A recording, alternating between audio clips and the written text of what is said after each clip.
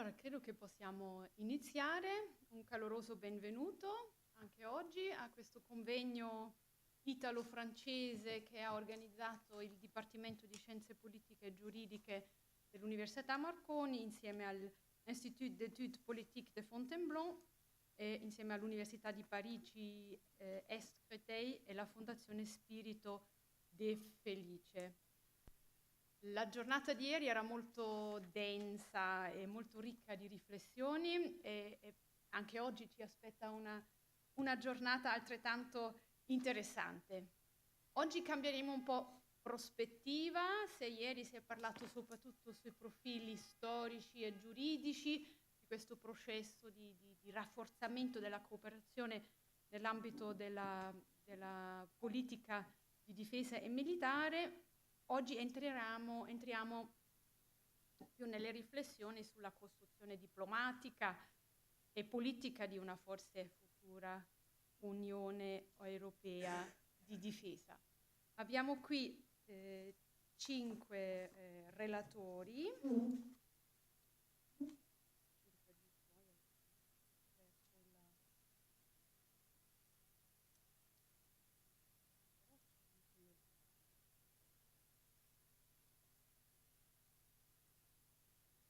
Il primo relatore qui con noi è il professor Guillaume de Rougé dell'Université Catholique de l'Ouest, Bretagne Sud, che è anche un chercheur associé au Centre interdisciplinaire d'études sur le nucléaire et la stratégie de l'École normale supérieure de Paris.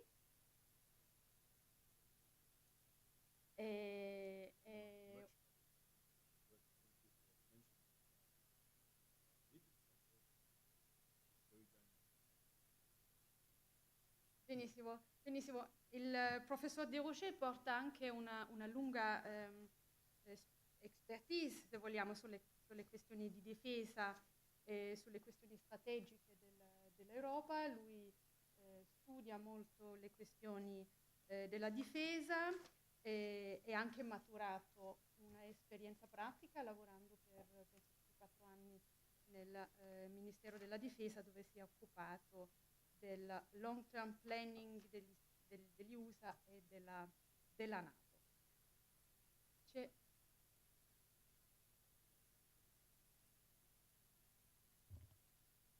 Ed è anche in via di pubblicazione il libro del professor de Rougé con il titolo Le fil d'Ariane, la France et la défense européenne dans l'après-guerre froide. Allora, siamo molto lieti di averlo qui. Le passo la parola, ricordando che il tempo a disposizione sono 20-25 minuti, 20-25 minuti per votre relation. A voi. Grazie mille, Ulrike. Thank you very much, Ulrike. I'm very glad to be here. I want to thank you all the organizers, all the sponsors for inviting me today. I really did appreciate the debates and the contributions and debates yesterday. I hope to be able to attend the same quality of research and the same debate with the audience. Unfortunately, I don't speak Italian. That's why I choose to by default to speak in English. I hope you will all understand me. At least I'm sure you will understand me better than if I had chosen French. We decided in complete agreement with Marcello Ciola it would be rather interesting to have a maximum of debate, and that's why I choose English. I want to thank you, Marcello, by the way, for all that you did for me, for the organization of my trip here, and for the wonderful dinner we had in good company yesterday. Well, if I want to begin with a sentence that you might have heard of, and which is a bit provocative, from the famous alter ego of Kissinger, Zbigniew Brzezinski, for whatever you can think about the European construction, after World War II, the implementation of it was twofold, according to Brzezinski. For Germany, West Germany at that time, it was a redemption. And for France, it was a reincarnation. And I think that this is still remains a very good summary of what we have in mind when we look at the European defense development. At the same time, we might be at a crossroad where redemption is more and more part of the past for Germany. My point is, what about France? Are we now mature enough to be able to go further than a pure will of reincarnation, an extra France? If Europe had to be a strategic actor, is France mature enough to be able to prolong something that is not only a matter of national sovereignty? I think the opening of a debate, sort of a debate on nuclear deterrence and the potential Europeanization of our nuclear deterrence since 2017, in the backdrop of the Ukrainian-Russian crisis, was part of this. We didn't go that far, and we are in the middle of a crisis. Some would say of a war, indirect war, proxy war with Russia. Maybe it's not time to reevaluate and to revolutionize all our doctrine. We need stability. We don't change horse in the middle of the river. But at the same time, according to me, it was a sign that maybe we are on the path of overcoming this form of very nationalistic way of thinking about a European actor, which would not be only the reincarnation of French glory, French past glory. And I think it's not only true for the French government and for the French epistemic community of defense and security, it's also true for the way our partners, our allies look at us. So my point would be here trying to focus on what I call the black box of defense planning, cold and hot defense planning, and the way we've been thinking about defense planning since the Cold War. The inheritance of the Cold War is very important, obviously, but I will go very shortly through this, and trying to spot three different periods of time: the immediate post-Cold War era, 1991, 1994, what we would call retrospectively golden age of what we called at the time ESDP, European Security and Defense Policy, that is the Saint-Malo, Köln, Helsinki process, the birth of European defense as we know it. From a project, it becomes a program. Suddenly, in 1999, you have military people, military personnel in the EU institutions. It's a revolution. At the same time, we had some operations. We also had the birth of an embryo. I remain very humble regarding this. The birth or the beginning of an embryo of thinking on the headline goal: 60,000 troops deployable in 60 days, up to 6,000 kilometers. And I will go back on this heavily. So this would be really the what we call the chrononym, the way you name periods of time afterwards. A golden age is always some sort of a nostalgia, and what I want to revisit and what I want to provoke with you is the idea that it was not a golden age actually. If it was a very very rationalized, very pragmatic golden age.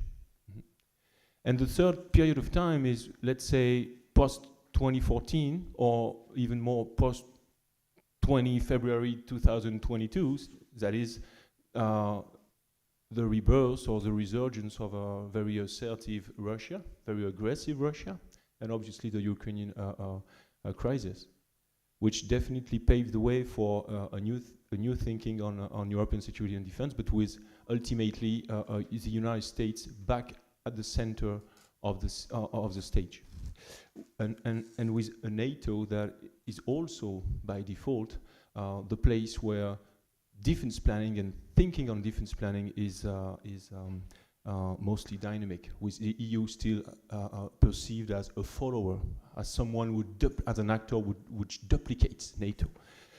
My point in a nutshell is, we are here faced with the main hurdle, the main obstacle to what could be and what has been since 1999 our official ambition, an autonomous crisis management operation, a unity with headquarters, the whole set of headquarters that we need, from the force headquarters to the operational headquarters, from cold planning to hot planning, etc., force generation.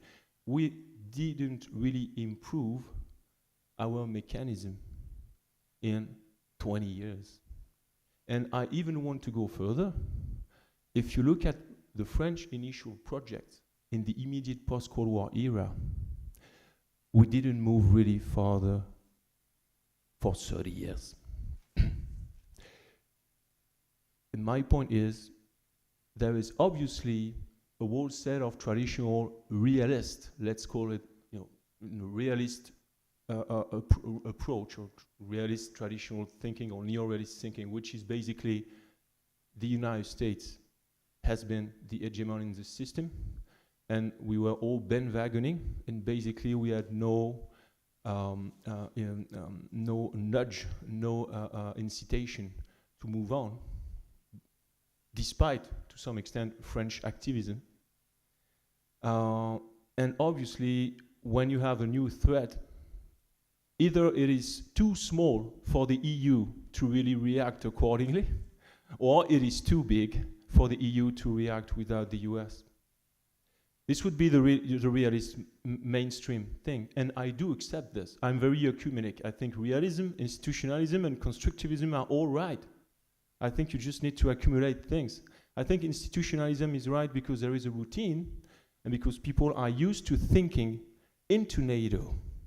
And here, I would have a lot to say about the functionalist theory on NATO. This is the cheapest way to keep a contact with the US. This is also the cheapest way to keep a contact with what I would call standard collective action.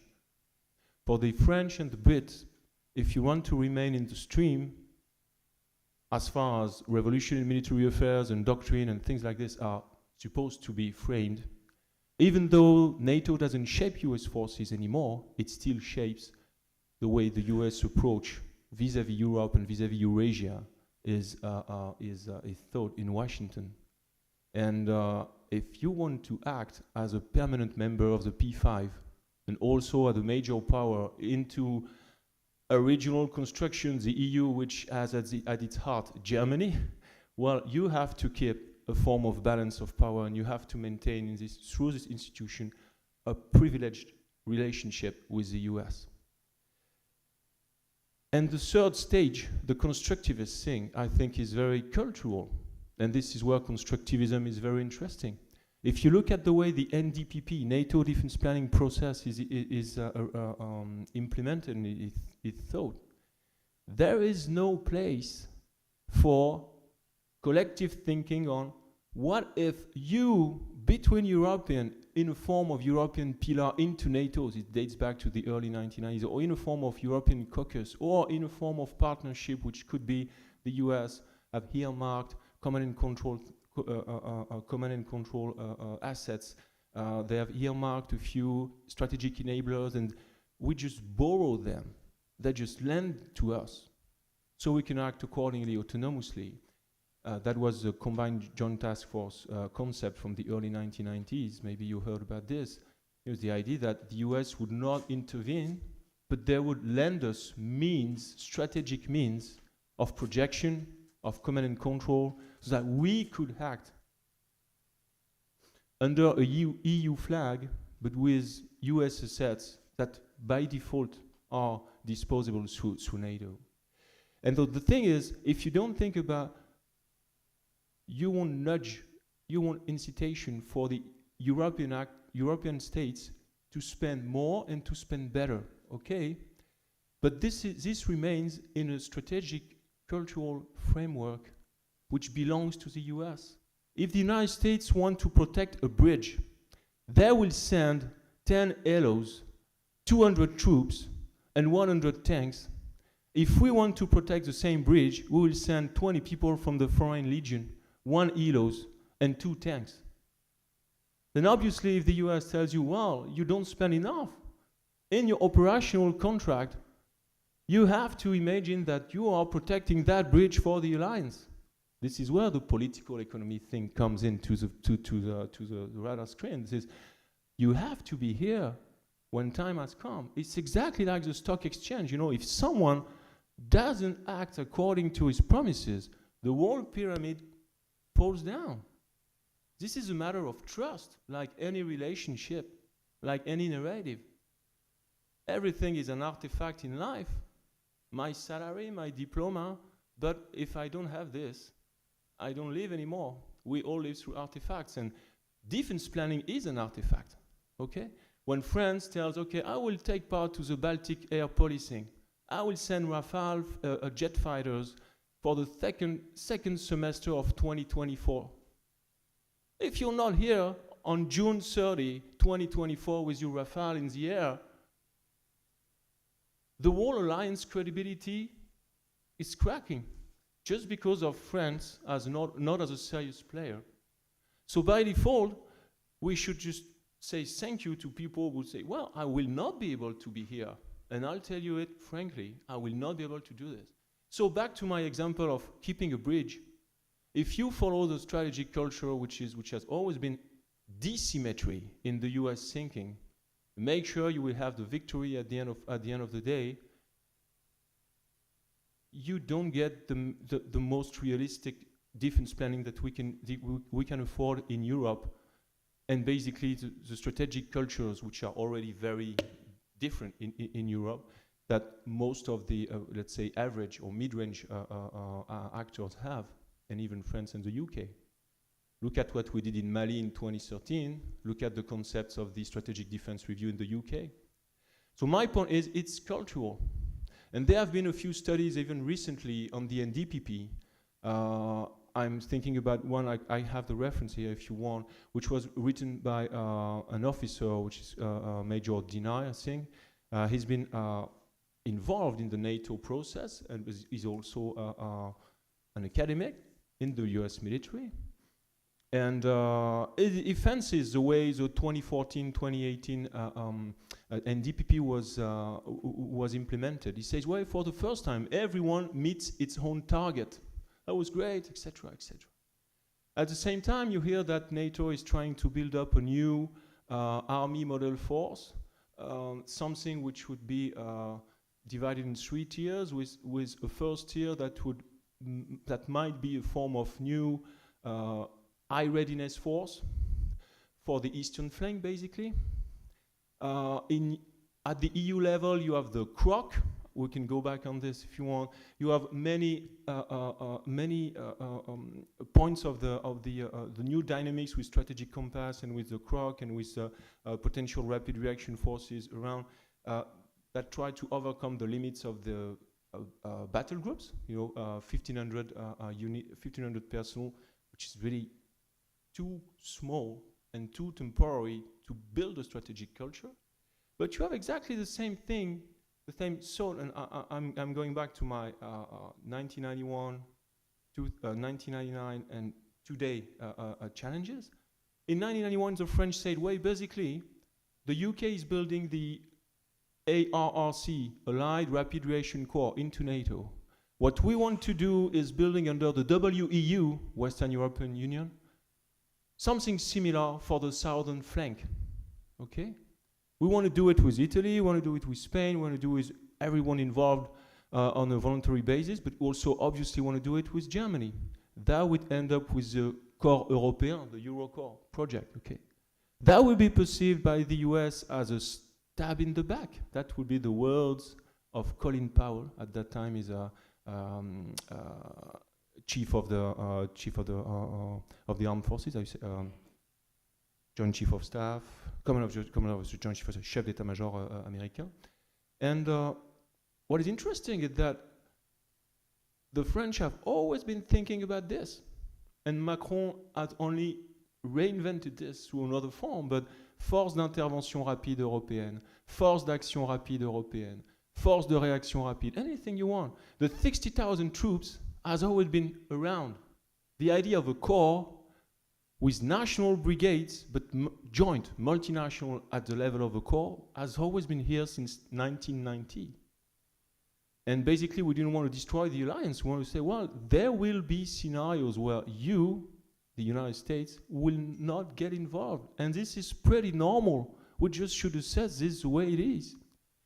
And you will be at the backup ally. You will be here if there is a slippery slope and we sort of, you know, evolve toward an Article 5 thing. But let us take our own responsibilities. And the thing is, in 1999, the UK was eager to defend this position, but with caveats, as usual. And ourselves, we were very NATO-minded. There was not sort of a leadership at the political level. There was a cohabitation in France with Chirac on the one hand and plural left-wing majority on the left. We are just recovering from a failed reintegration into the integrated common structure of NATO. And so the mood was, let's keep it simple. Let's make sure that with the new center-left Tony Blair government in the UK, we can make something. That was the Saint-Malo agreement. But in the end, for Tony Blair, the idea was simply a new burden sharing. We wanted to save the alliance. The UK wanted to save the alliance and to prove, to demonstrate to the Clinton administration and to a very Republican parliament already, Republican Congress and nationalistic Congress, that we were serious. And it was right in the backdrop of the Kosovo crisis all along 1998, with, at the end of the day, a war in 1999, which was very US dominated. Sort of, you, the European, again, after 5 years in the Balkans, you cannot wash the dishes in your own backyard. We have to do it. It will be our way or the highway. That was the Madeleine Albright speech, basically. And the French had no strategic idea of how to handle this diplomatically. And that was a boulevard for the military who were really eager to favor a new rapprochement with NATO. And that is why in 1999 you have Jacques Chirac, the most Gaullist president we had since Charles de Gaulle left the scene in 1970, who takes the Eurocorps chief of staff and say, okay, now let's certify it to NATO. That's the way we have to do it if we want to do something in military affairs in the next 20 years. We have to stick to the UK-US standard of collective action in the political military world. And that was the beginning of a very discreet, implicit reintegration. Only Nicolas Sarkozy would, eventually make sure that we reintegrate. But since this, nothing really changed. The planning system remains, most of all, the NDPP. And the NDPP remains, most of all, a farce, where everybody sends its own armed forces structure and says, well, let's meet the targets. If you want, the level of ambition will change, etc., etc. Only France, as you know, and the US to some extent, doesn't send its whole force structure, because we always say this is a political economy thing. If you want us to be a confident partner, you have to accept that we do not send all our assets basically allocated for NATO forces. We have fighters that fly in the air for our deterrent mission. We have vessels along the shores of our exclusive maritime zone for specific actions which are not in the North Atlantic Treaty Zone. And we have to do this for the sake of the alliance, for the sake of global security, but we will not be able to promise that it will be affordable for NATO in the next 2 years.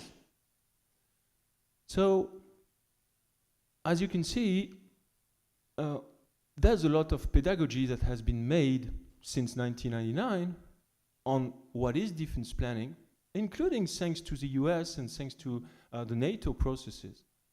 But we have to admit that NATO has not been successful in helping us to spend more and spend better.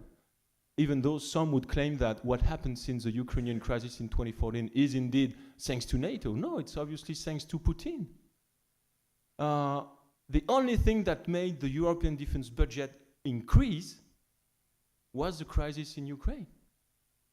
Except for a few countries that already had tried to meet the 2% condition and the 20% condition. You know that 2% of your GDP allocated to defense, and among this, 20% of your defense budget allocated to equipment and R&D, etc., etc.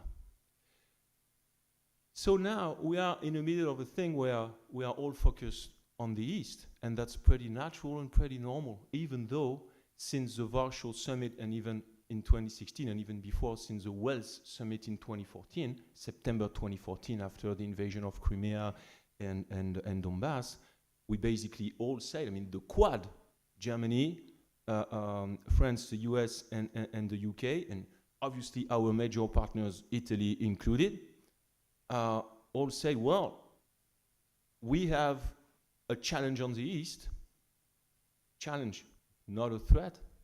You know, as diplomacy can afford to be very precise, cannot afford to be unprecise on words, and in order not to be escalating, well, a challenge, not a threat so far.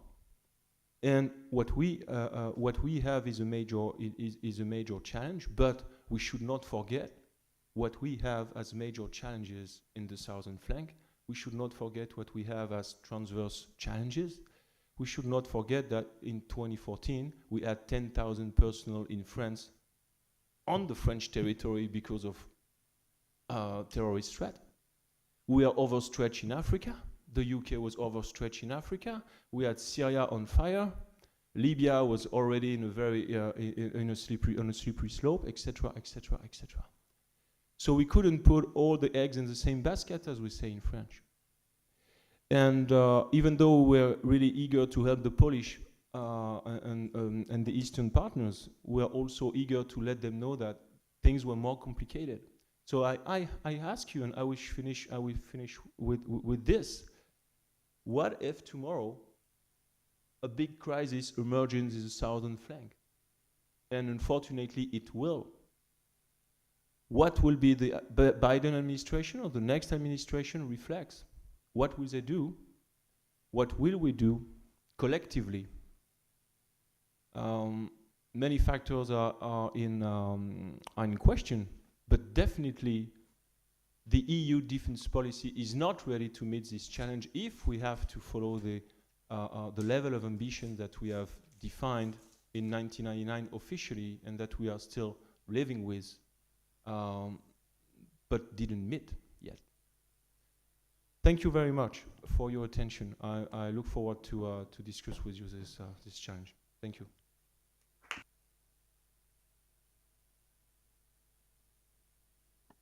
So thank you for this very deep overview also on the challenges that the future EU defense planning has to face and how future actions cannot be done without a coordination with the NATO process.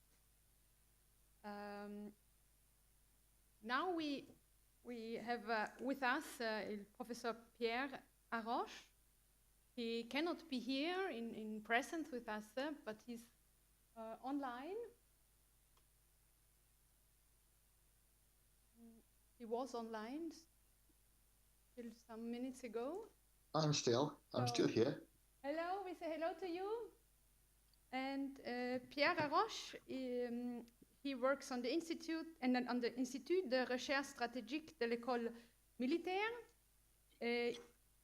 He will have his speech on la communautarisation progressive de la défense européenne. Bravo. Thank you very much. Thank you very much for having me. And unfortunately, I'm sorry that I cannot be with you today. I have to say also that I no longer work at the Institute for Strategic Research, which is part of the French Ministry for the Armed Forces. I've started a new job at the Queen Mary University of London, and that's also why I cannot be here because I have teaching commitments.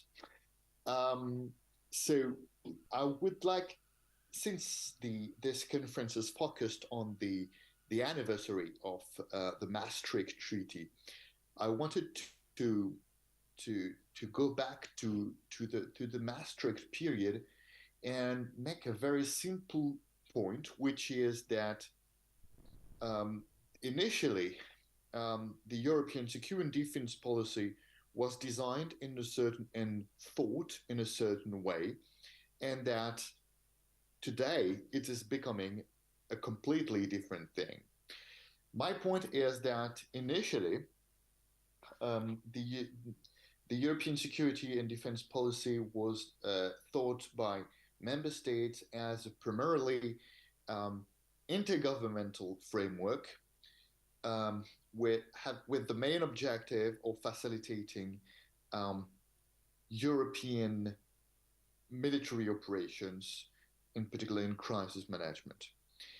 And I will argue that today, for several reasons, it is becoming a different thing, which is a partially supranational process focusing on capability building. So what about how security and defense were considered in the 1990s? First, I think that there was a debate during the Maastricht Treaty negotiation on how to integrate security, foreign policy, security and defense into the European Union. There was in particular a famous Dutch proposal seeking to integrate foreign policy and security directly within the traditional community framework. But eventually, this is not the option that prevailed. The option that prevailed was the pillar structure, differentiating the community pillar, and on the one hand, and on the other hand, a more intergovernmental pillar with a very different governance system and a very different role for supranational institutions in particular, focusing on foreign policy and potentially later on security and defense more specifically. And it has been argued that one of the objectives of this pillar system established by the Maastricht Treaty was not just to integrate foreign policy, security and defense pragmatically within the framework of the European Union, but also more generally to directly weaken the role of the European Commission. And some member states saw that as an opportunity to strengthen the intergovernmental dimension within the working of the European Union and to limit the scope of the role of supranational institutions such as the European Commission, the European Parliament, and the European Court of Justice. Actually, this point of departure has led to the theorization of this trend under the label of the new intergovernmentalism. So this is a famous book on EU governance published in 2015, arguing that since the Maastricht Treaty, there was a new intergovernmentalist turn in which member states explicitly seek to weaken the role of supranational institutions, in particular the European Commission, and to establish sometimes ad hoc intergovernmental procedures and more intergovernmental bodies to manage new policy areas, new EU competence. So the foreign policy and the European security and defense policy would be a perfect illustration of that new intergovernmentalist trend. Second characteristic that was important in the 1990s and at the origins of the European security and defense policy was the focus on operations. Basically, the objective was to allow Europeans to launch military operations in case in which NATO would not be able and or willing to intervene directly. And of course, the practical cases that stimulated that reflection were the Balkan crisis of the 1990s, the NATO intervention in Bosnia, and later the NATO intervention in Kosovo. And the transatlantic tensions that emerged at the occasions of these crises, and the feeling among Europeans that first they were over-dependent on the US ability and willingness to do something, and the limited influence they had on US decisions, that led them to be more open to the idea of a certain level of autonomy in security and defense vis-a-vis the United States. Of course, France was among those member states that promoted that idea, that had been promoted this idea for many years. In comparison, the United Kingdom was a latecomer, but nevertheless, also the British government witnessed the difficulty Europeans had to influence the United States during the Balkans crisis of the 1990s, and also came to the conclusion that a certain level of autonomy could be interesting, not to duplicate NATO, but to complement NATO in case the United States would not be able and willing to intervene. And actually, the first military operations launched by the European Union were very illustrative of that motivation, in particular those launched in the Balkans, in Bosnia or in Macedonia, which exactly took over from NATO interventions when the United States were willing to transfer their troops to their new areas of deployment in Afghanistan and Iraq.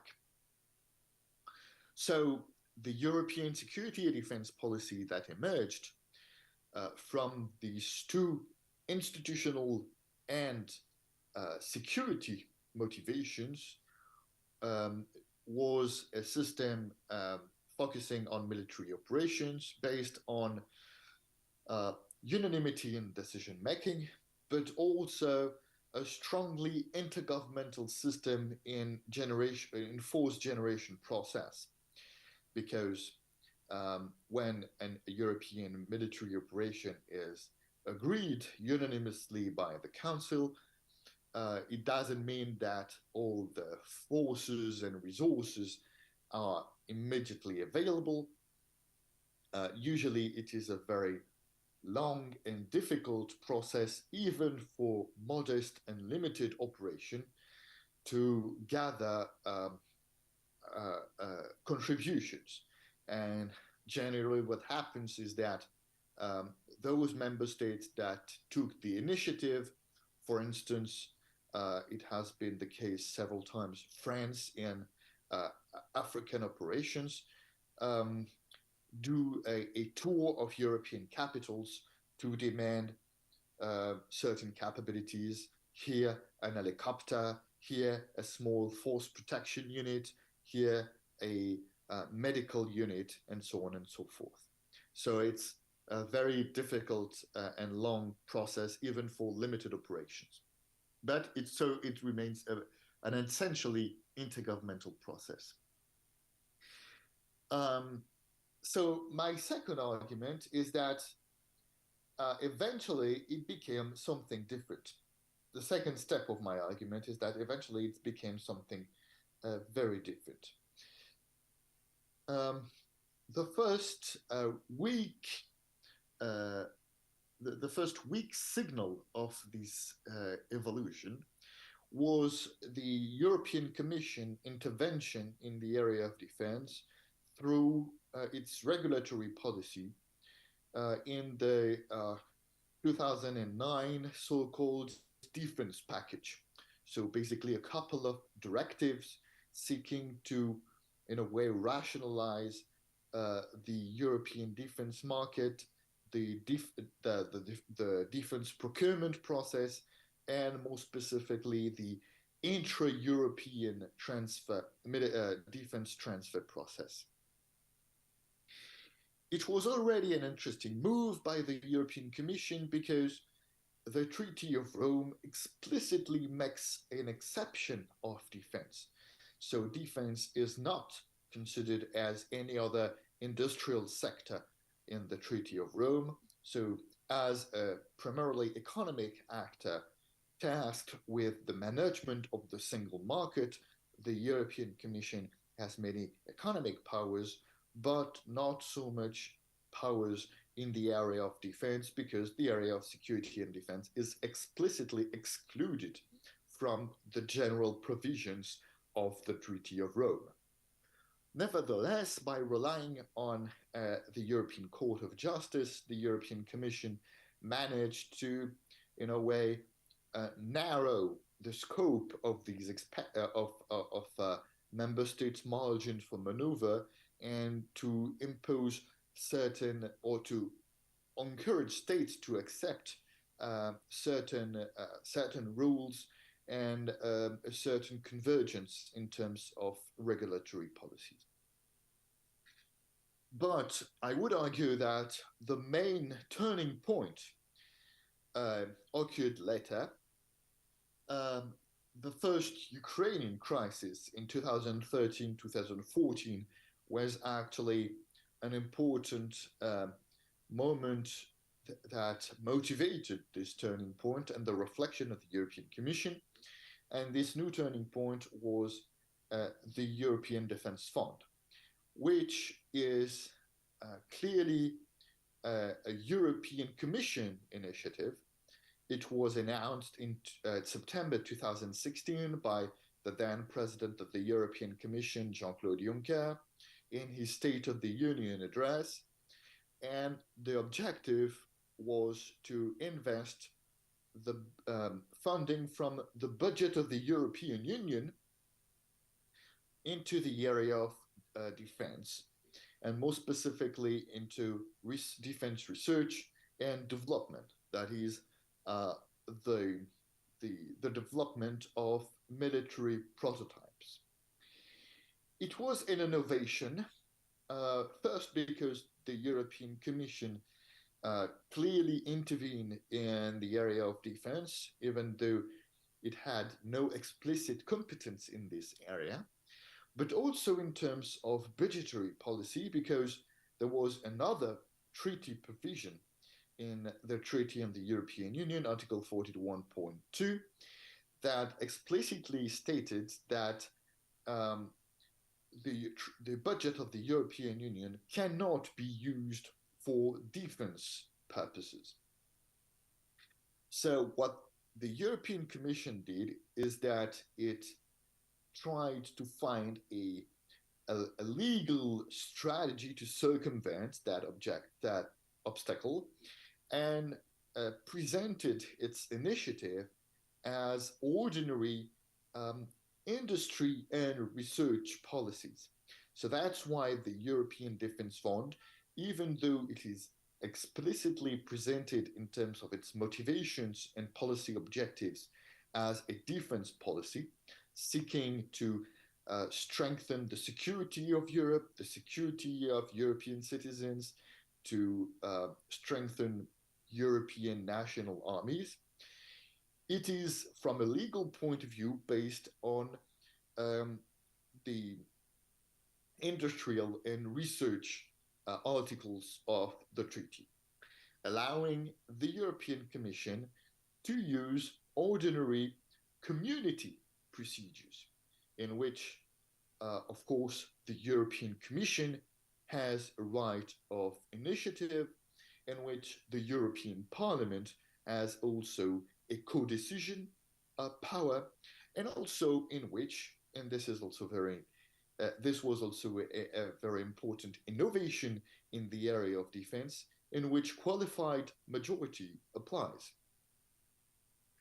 So, with the European Defence Fund that was implemented in several steps, first with limited pilot project before under the previous multi-annual financial framework, and then eventually adopted in its final version in 2021 for the current financial framework for 21-27.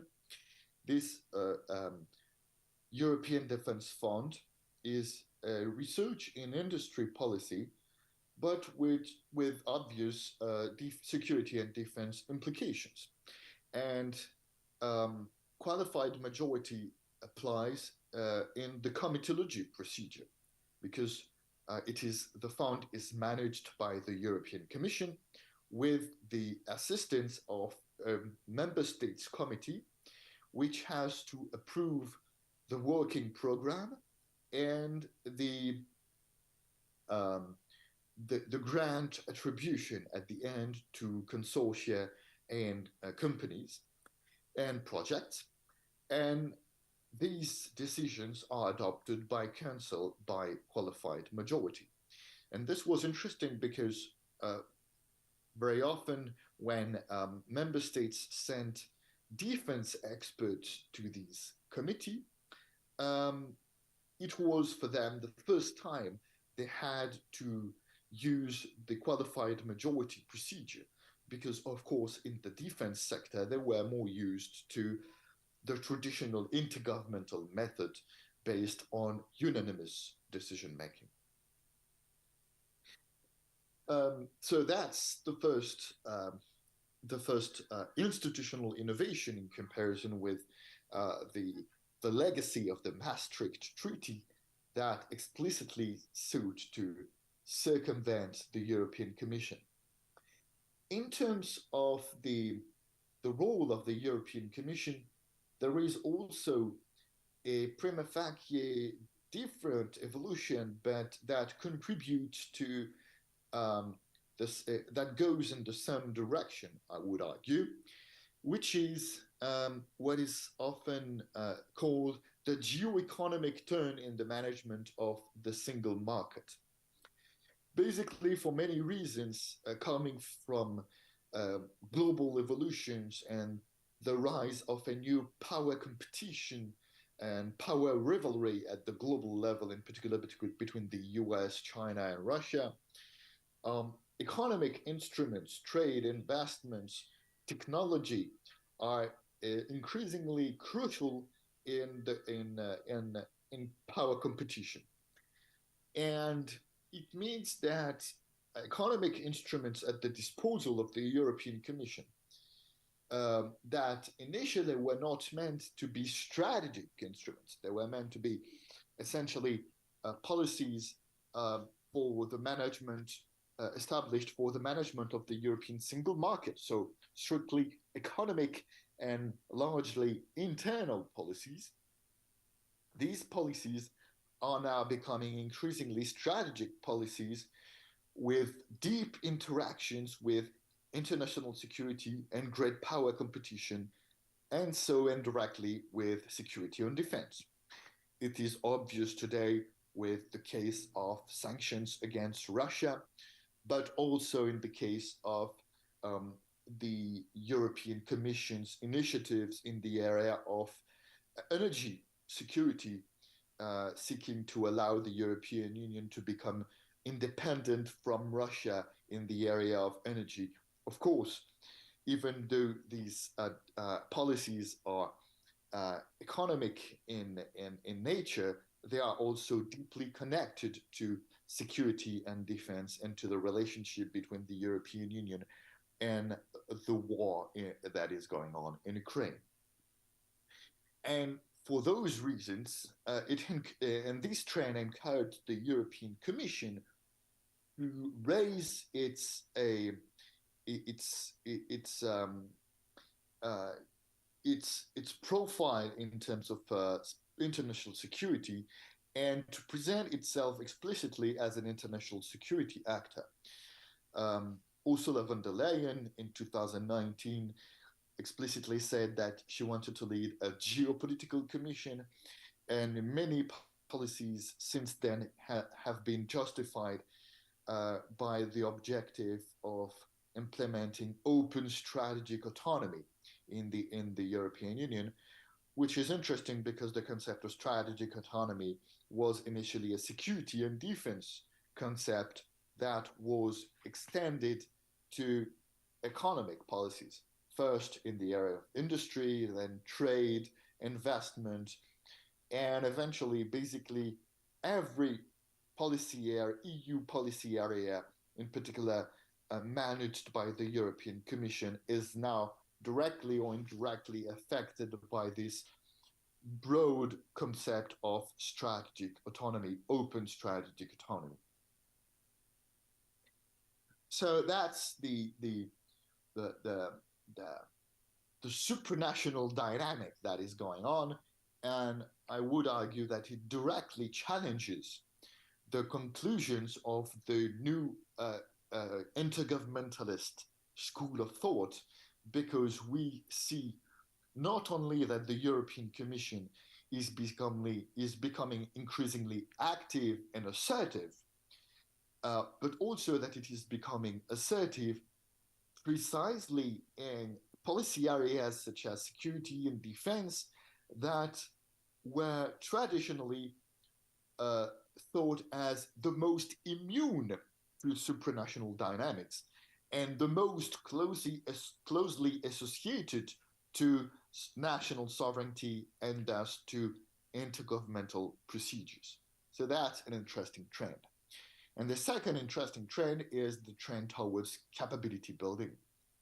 So initially, European defense policy was essentially oriented towards military operations, but these military operations became rarer and rarer as time passed, and also became increasingly focused on training and less on executive combat missions. That's why today most EU military operations are essentially training and assistance missions. The most obvious case is the newly launched operations to support Ukraine that seeks to train the Ukraine military in Poland and Germany. And in complement to this training turn in EU military operations was eventually adopted the European Peace Facility, seeking to finance the equipment of partner armies. And this policy was very much used in the case of Ukraine, because now it is even overwhelmed by its success in the case of Ukraine, because already 3 billion euros have been put on the table for Ukraine since the beginning of the year, even though normally the overall budget of the European Peace Facility for the entire 21-27 period was around 5 billion euros. So you witness a turn towards training and equipment, and so already something closer to capability building and not just military interventions.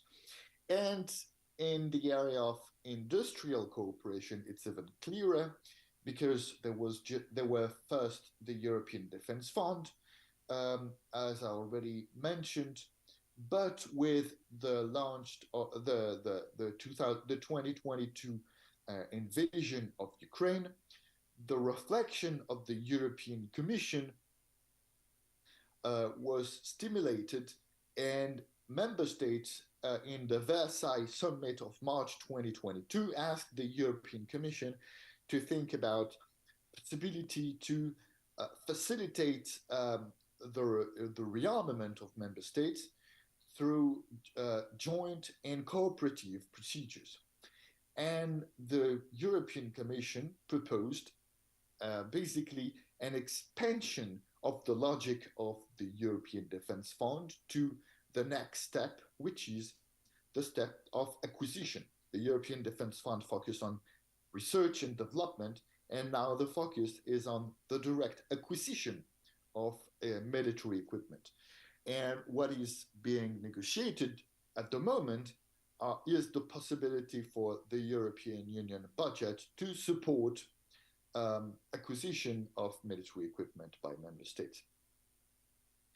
And I think that in the current context, in which obviously in terms of threat perception, the focus is on the East, and also member states, most member states have adopted strong commitments in the context of NATO, with the adoption in June in Madrid of a new strategic concept and a new force model in which NATO member states commit to establish 300,000 troops that would be able to react in less than a month.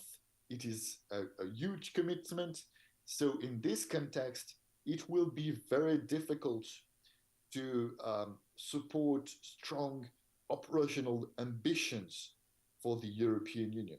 These ambitions have been put in the strategic compass that was published in March 2022, in particular the European rapid reaction capacity. But I would argue that it would be difficult to invest a lot in this area because of the focus on the East and the big commitment that most member states have already taken in the context of NATO. But in the area of capacity building, the European Union has a clear comparative advantage, because capacity building and support for member state rearmament can clearly contribute to the same objective as NATO, can clearly contribute to the strengthening of the defense of Europe.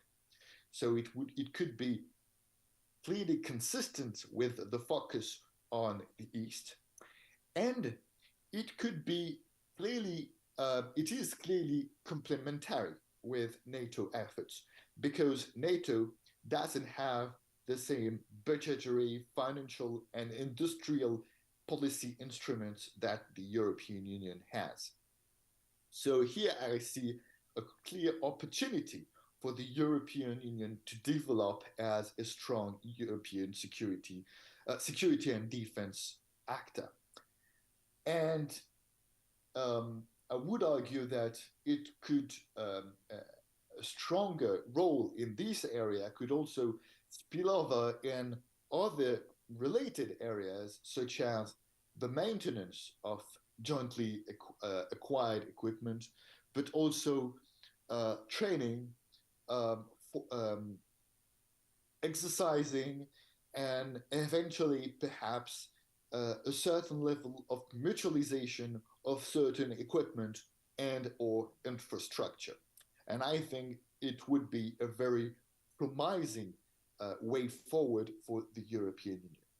And my conclusion would be that for reasons that were partially independent from member states and European institutions, I mean, the evolution of great power competition, the fact that great power competition focused on the economic dimension in particular, and also the fact that high-intensity war encouraged states to think about rearmament and how to strengthen their military capacities. So for those largely exogenous reasons, the EU role in security and defense evolved in the opposite direction in comparison with what was initially intended by member states in Maastricht. and a policy that initially aimed to be operation focused and intergovernmental is becoming largely supranational and capability focused. And that is my conclusion. Thank you very much for your attention.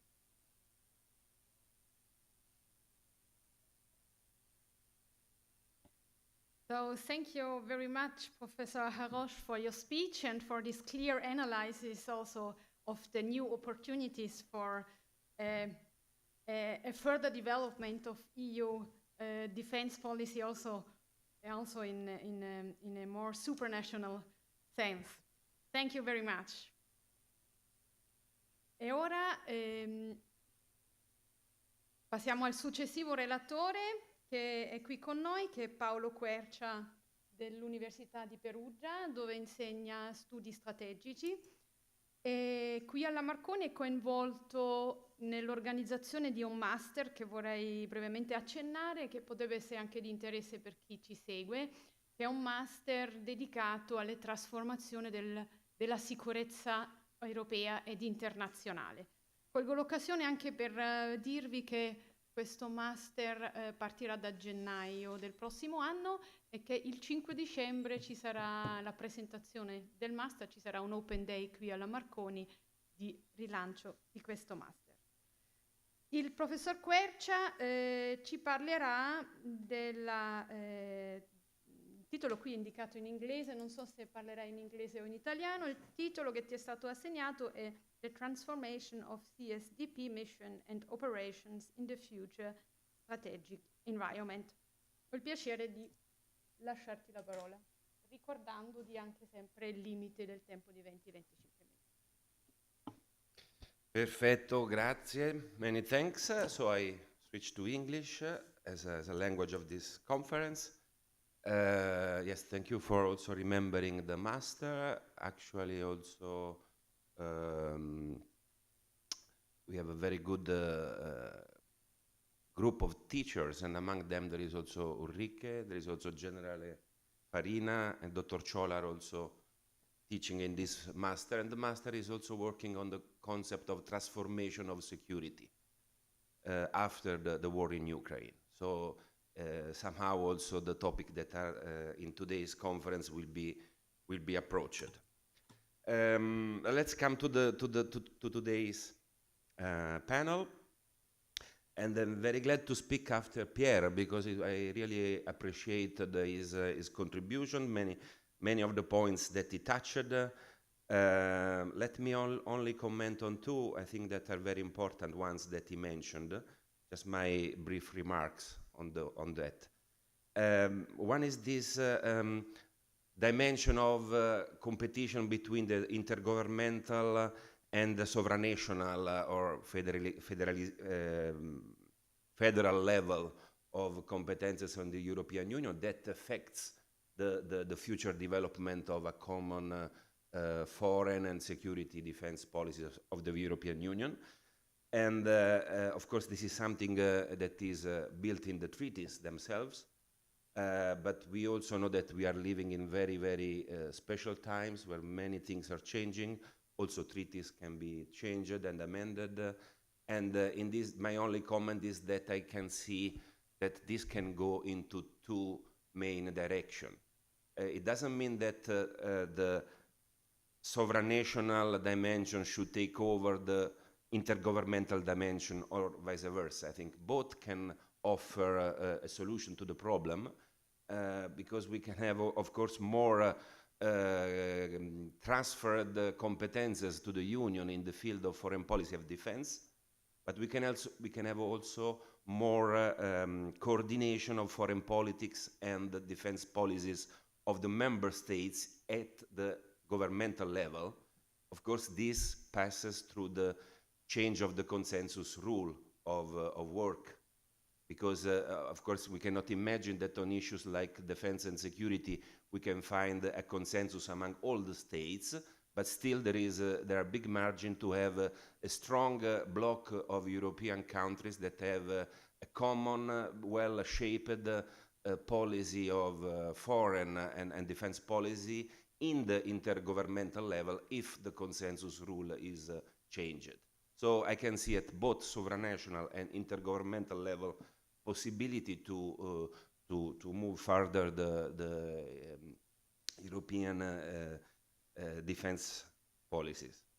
The other point that was very interesting was about the use of European Peace Fund that was used, I think in August, was decided to be used to fund, to send weapons, also lethal and non-lethal weapons. The lethal weapons, this is a very, I think, first time for the European Union to use its own budget or a fund of the Union that to provide third countries with lethal military equipment. I have to remember that in July there was no consensus on using this fund to provide Ukraine of weapons. And the war started in February, so we still have a big resistance on these developments inside the Union. It was mentioned that it was used probably 3 billion, more than half of the capacity of the fund. The capacity is supposed to be there for 7 years, 6-7 years, until 2017, I think. So this means only that this budget is inappropriated, it's underfunded for the necessities. This is the point. Clearly less than 6 billion for this kind of fund that the European Union could use for anything, like also to provide Libyan government some equipment to patrol the border with the southern countries, or to use in this occasion. This is clearly not the budget was benchmarked on completely different kind of security necessities. So one of the things we should work more is how to fund much more this EPF fund. Just to give you a benchmark, Italy as a single country, I think in the last year spent probably 9 billion euro only for our so-called reddito di cittadinanza, that is the budget the Italian government gives to those that don't work and cannot find a work as a welfare instrument. It costs, for just 1 year, it is double that the budget that the whole European Union puts for 7 years on this issue. So this is clearly something that I'm sure it's going to be changed in the next programming of the EU funding. So as far as my topics, I have some points just to touch with you about our main issue. One is about the anniversary, because the organizers of the conference, the Marconi University, made a good decision to start from Maastricht, so to start since 30 years ago when everything began. But the anniversary today are many, not only the anniversary in those 30 years, many anniversaries, many events occurred that brought some critical need to change the political vision of international relations of the European Union. Because it's true that we are 30 years after Maastricht, it's also 27 years after the end of the war in Yugoslavia. That is the war where the Europe could not intervene, that it was the beginning of the process of creating a common foreign policy of the Union after the incapacity to be a security provider in the war inside Yugoslavia that was happening at the border of the European Union and inside the space of enlargement of the Union itself. It was a great geopolitical failure that activated as a crisis the process of building a common foreign and then later defense policy. It's also 20 years after 9/11, so this big emergence of terrorism as a security threat, on which European Union built a lot of its security strategy.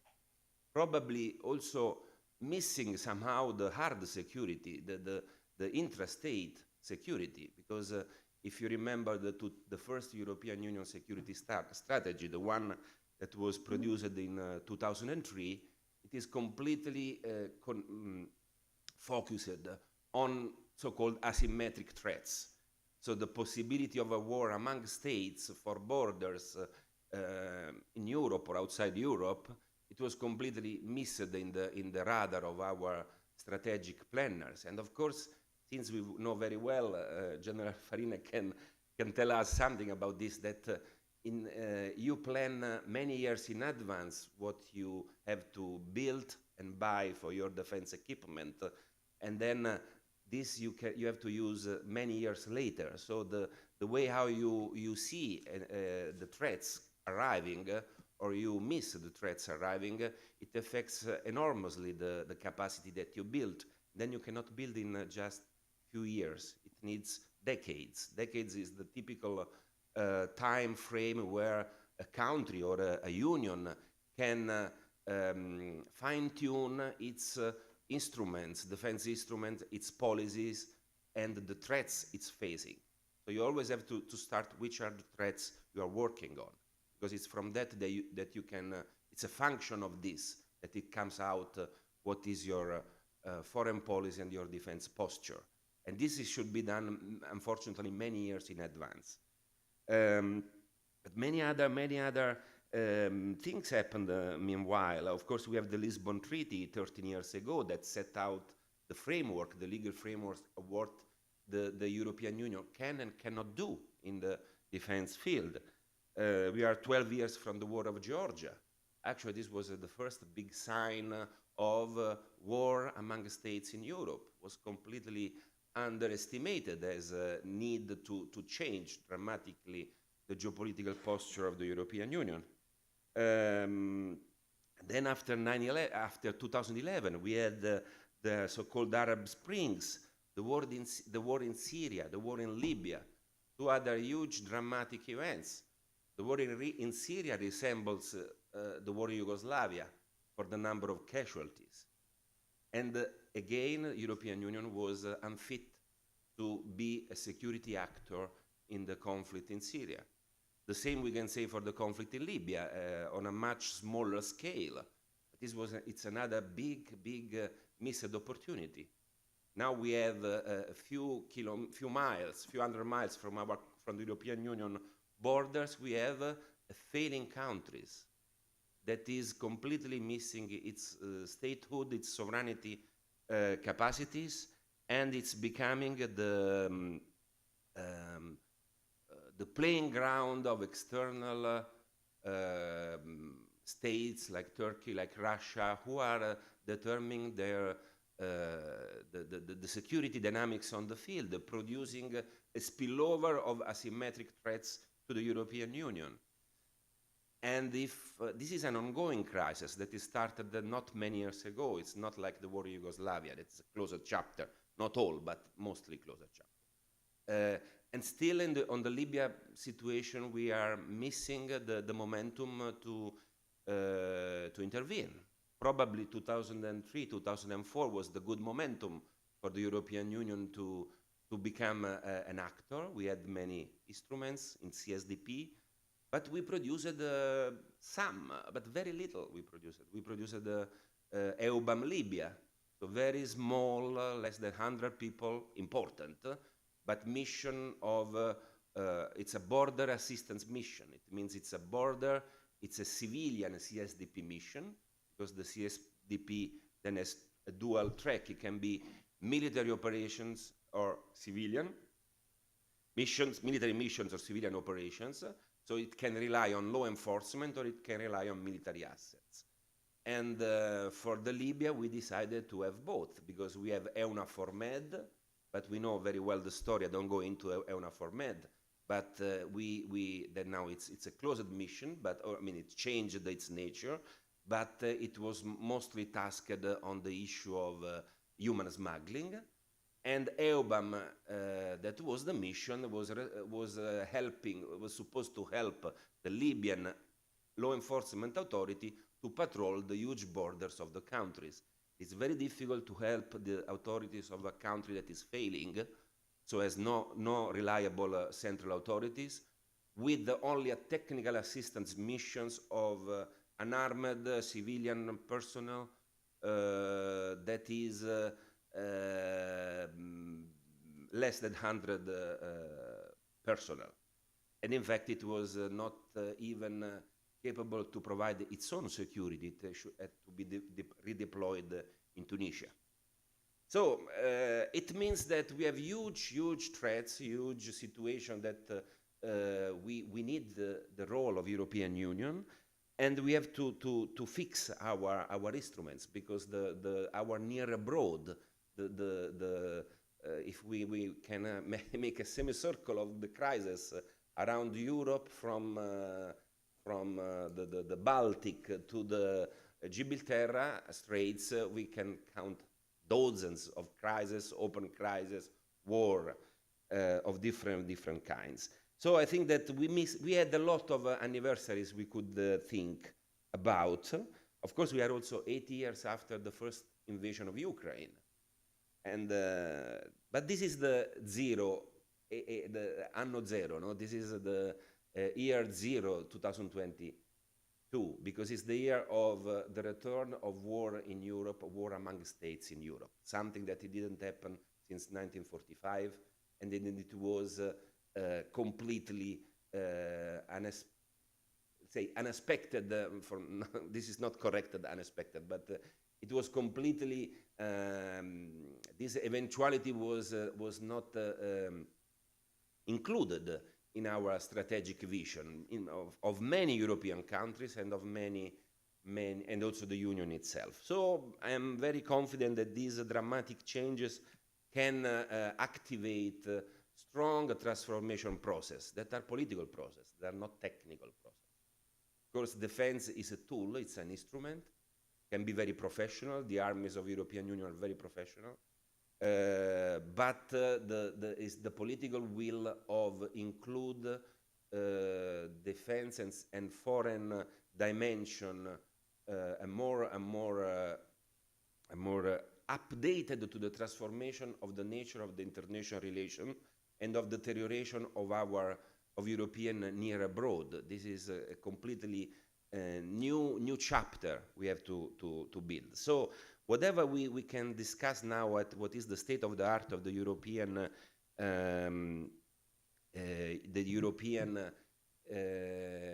Union security and defense policy, we have to understand that it has been shaped by a world that is completely changed, completely. So the conclusions now can be also political nature. So what we do when we have instruments that have been created, drafted legally, financially, on a completely different world.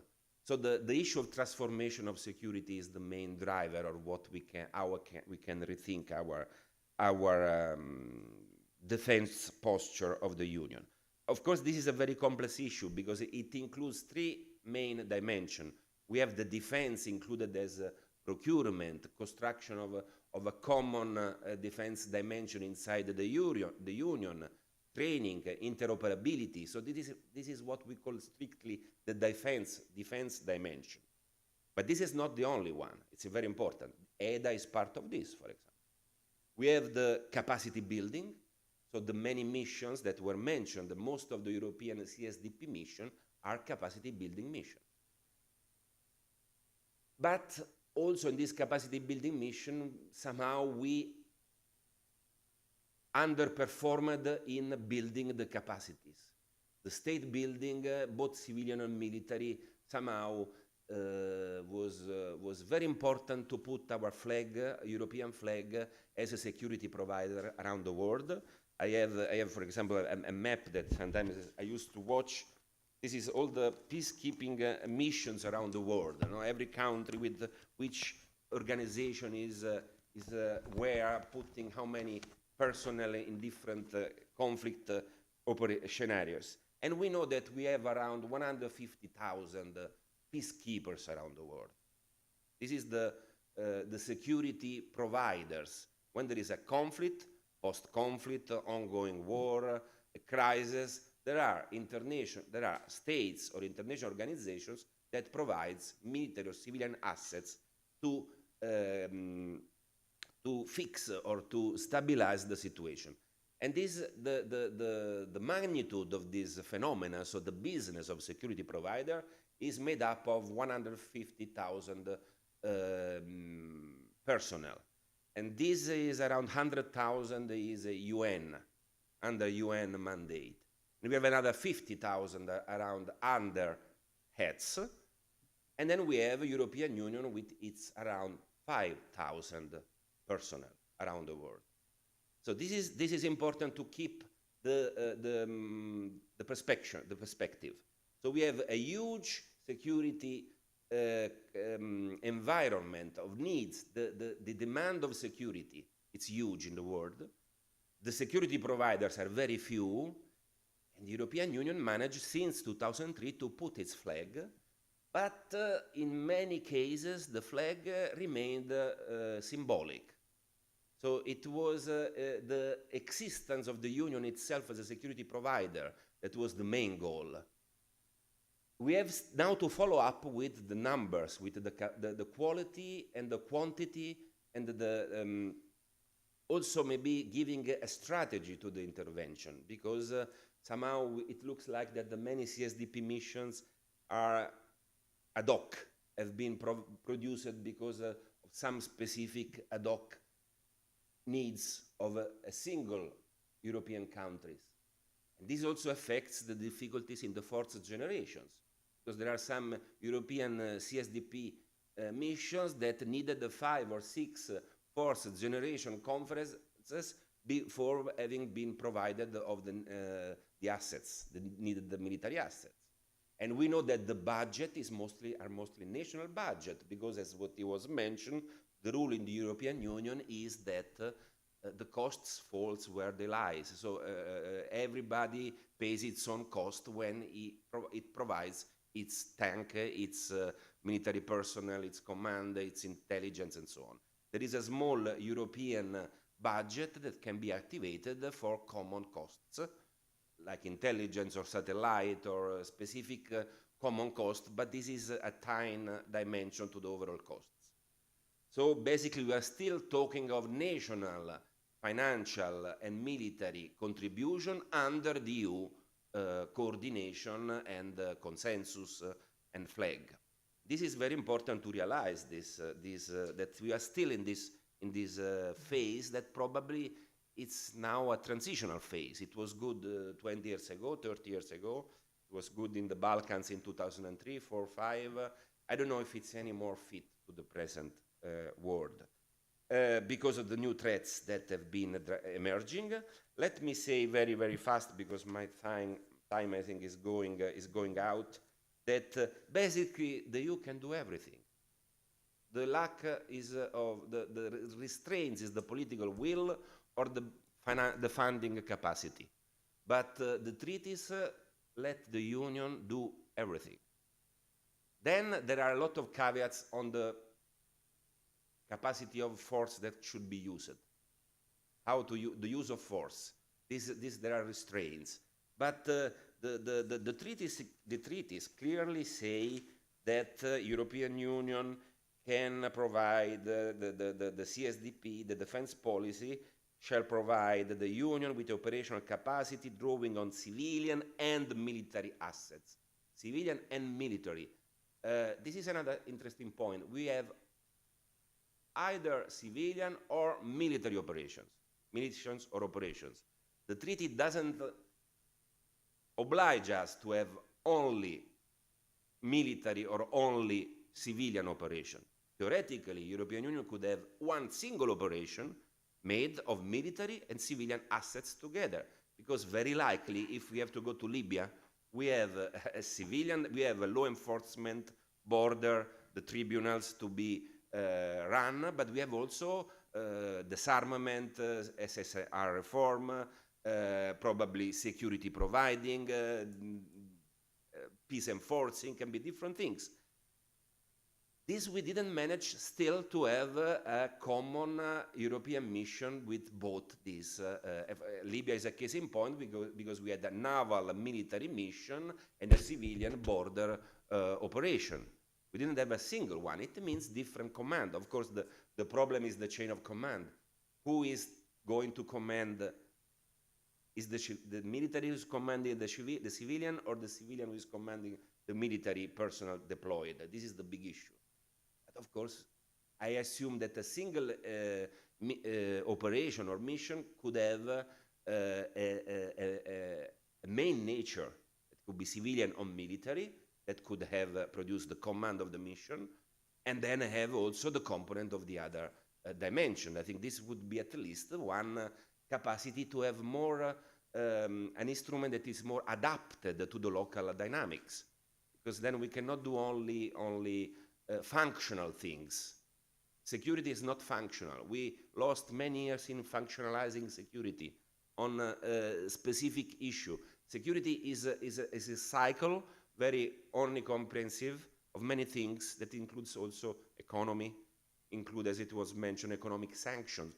It means the use of the coercive force, economic coercive force, that can be as effective as the military one, or non-effective as the military one in other cases. So we have to understand that we can do many things. I made a little calculation. We had 33 CSDP mission and operations since 2003 up to today.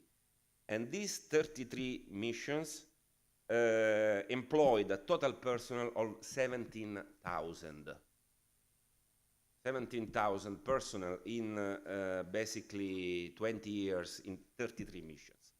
It means that except very few missions, and also especially the naval ones like Atalanta or EUNAVFOR Med, put high the numbers of the personnel, because if you send the Navy, then you have a lot of people there on board of the ship. But usually there are many small, very small missions, and the total cost was 5.7 billion euro. This is the total cost in all the CSDP operations. So these are, I think, important points to focus when we want to replan, reproject the future of our CSDP. My time is running over. Just want to say that the list of tasks that the European Union can do with using civilian and military means is very broad: humanitarian and rescue tasks, military advice and assistance, conflict prevention, peacekeeping, tasks of combat forces in crisis management, including peacemaking and post-conflict stabilization. This, of course, brings also the issue of the use of force, because use of force, when we talk about peacemaking, we are talking about active use of force. There are some caveats that the Union has to respect. That is that the use of force is never the center of gravity of the missions of the European Union. We never do a mission, military mission, whose main goal is to use the force. Or his main task is applying the force. The force can be needed to be applied to reach the goal, but it shouldn't be the goal or the center of gravity of the action. And it means that, and the target of the use of the force of the Union can never be a state. So the target of force is never a sovereign state. It can be a militia, it can be a guerrilla group, a terrorist group, it cannot be another state.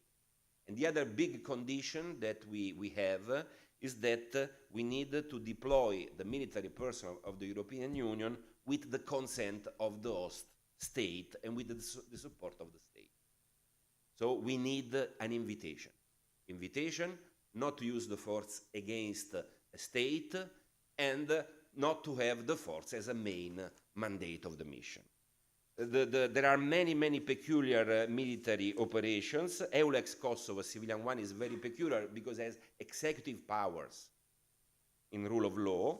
Another important one has been the one in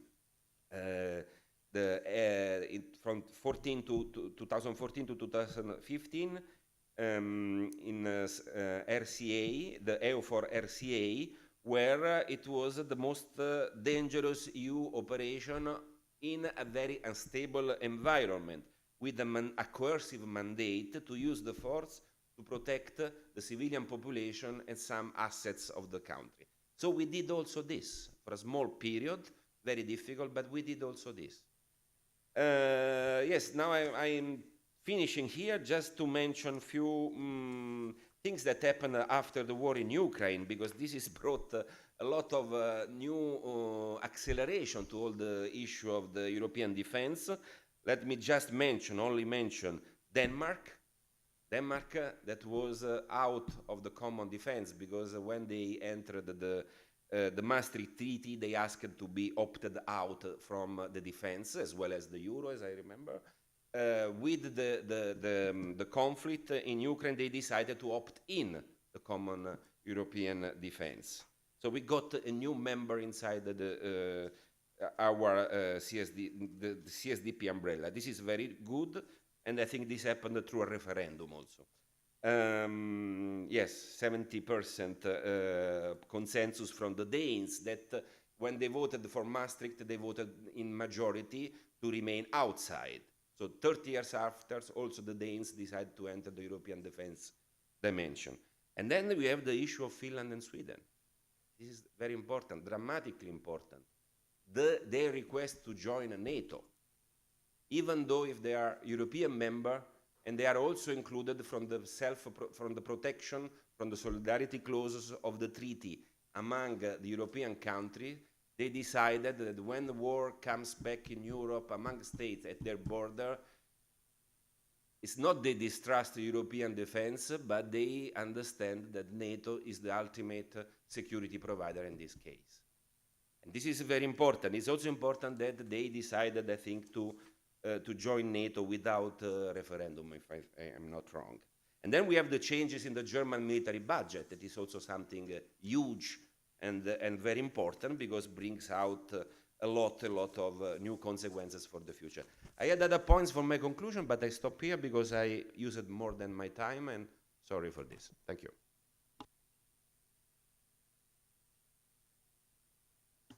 Allora, grazie mille. Poi lasciamo anche qualche minuto per eventuali domande, quindi poi i relatori avranno occasione anche di ritornare su alcuni punti che non hanno potuto sviluppare nelle relazioni. Hai ricordato il...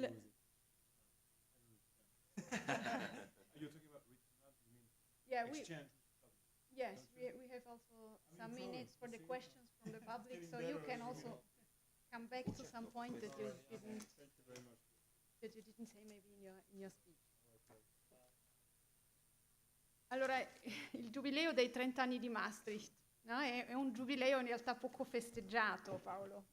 Che tu l'hai ricordato, anche nell'opinione pubblica è passata un po' quasi inosservato, perché probabilmente c'è poco da festeggiare sentendo tutto il lavoro che c'è ancora da fare, almeno sul fronte della politica di difesa. Ora abbiamo qui con noi il generale Salvatore Farina, che è presidente del Centro Studi Esercito ed è stato capo di Stato Maggiore dell'Esercito italiano. Precedentemente ha ricoperto anche gli incarichi di comandante NATO Joint Force Command Ransom, è stato presidente del Comitato per l'implementazione del Libro Bianco della Difesa ed è stato comandante della missione NATO in Kosovo. Quindi siamo molto contenti di averlo qui oggi. E il titolo dell'intervento del generale Farina è EU Strategic Compass, Actions to be Implemented, Commitments to Peace. A lei la parola. Grazie. Chiedo alla regia se può proiettare un po' di foto, un po' di lastrine. Just a little bit of... just to raise the attention after such a very outstanding presentation from my predecessor that were very interesting. I have so little to add, I think, but I will try. Previous one, please. Yes, okay. This is the subject. So focusing on the European Union Strategic Compass, and then I just identify the subject, which actions could be implemented, should be implemented, and about the commitments, speaking about missions and operations to be strengthened or launched. And I will start with this a kind of couple of slides in introduction. In August last year, in 2021, many of us, I think all around Europe, the European Union, we ask ourselves, are we learning lessons from the 20 years in Afghanistan, and also, you know, the termination of the mission, how it happened as well? And the answer is yes, there are many lessons to be learned. I remember at the time there was you know, the advocation of strategic autonomy, that European Union should be should possess the autonomy in many areas and to act, you know, as well autonomous. But I can say, because I was commanding officer in Brunsum from 16 to 18, and many times I went there, I just personally realized, and I was not happy about, that the European Union, although it used to have a little mission there, was completely or substantially absent. One role that could have made at that time was to build up, to train, to make the police of Afghanistan, which was a very important pillar of the internal security and the state control, the government institution building, it was completely a failure. But it's not only the fault of European Union. European Union was not there for this. Again, when we just look around since 2014, but especially after February 22 this year, many lessons have been learned from European Union, and we have just listened so far that we need the European Union actually answer it in a very united, very proactive, positive posture with the sanction, with the provision of support and so on.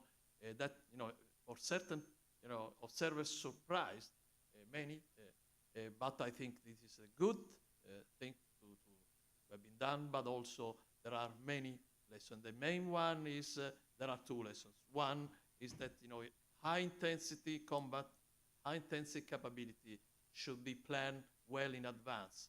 And as I think Professor Quercia said before, it takes a long time to build and to acquire, to procure. Even though you have money, even though you decide to do today, you will get in 10 years' time. 8, 5, 6, it depends. Okay?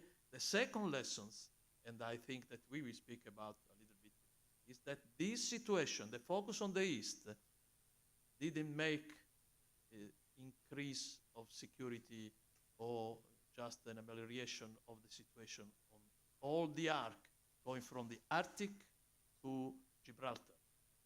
The situation in the Middle East, into the Neighbor East, into the North Africa, Sahel, everywhere, has been worsening. Is worsening day after day. This is the second lesson, and we should take into account. Okay, this is something that was written some months ago, I think. That is, you know, the alphabet soup, many just acronyms, so CSDP, PSDC, CAR, CDP, and PCC. Now SC, Strategic Compass, will be the same with this Strategic Compass 2022 to be just an alphabet soup without any substance product.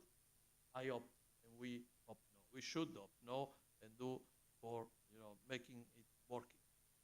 Okay, so very rapidly, I will not speak about the European Global Strategy 16. You will know very well.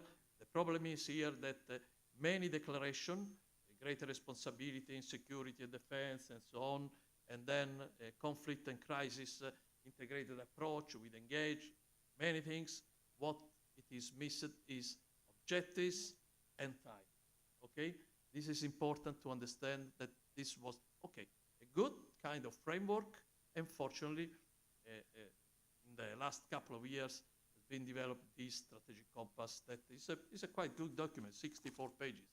I think it's rich of objectives. So some part there is objective, what we have to do, by when, maybe by whom is not very clear, but anyway, I think it's a good start.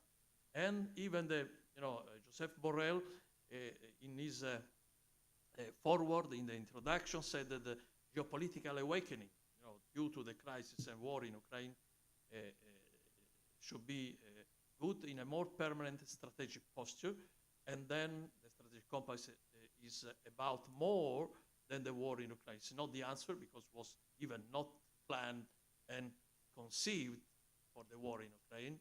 It just came out after 3 weeks after, or something like that. And he said we need a quantum leap forward on security and defense. This is very challenging kind of statement. So quantum leap forward, question mark. Okay, so I will not list all the part of the document. You can read it. I will focus only by shortage of time in a part of the objectives that have been established. For example, the rapid deployment capacity by 2025 in this case, or say the set of tools for securing, cyber included, space strategy as well, and then the capability to invest and to build up a good capacity, starting for, in my opinion, we will see from the strategic enablers as well as the military assistance. That is indeed one of the parts that was mentioned before. That is, just where the European Union is more active, also in its mission and military operations, civilian mission, military operations. Okay, now let's see. This is my opinion, but also there has been some comments as well, some experts that has made some evaluation of this.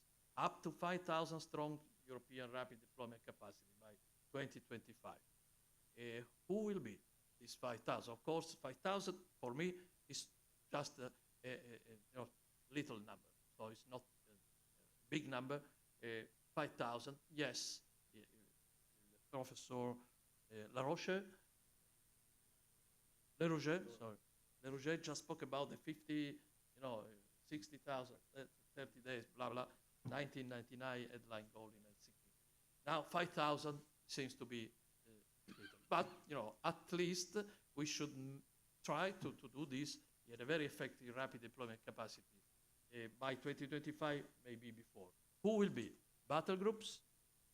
Battle groups has been judged by the strategic compass not capable of responding to this, is clearly, so that the paper speaks about of re-elaborating, reshaping, reorganizing, and just making a little bit more power and then capability inside.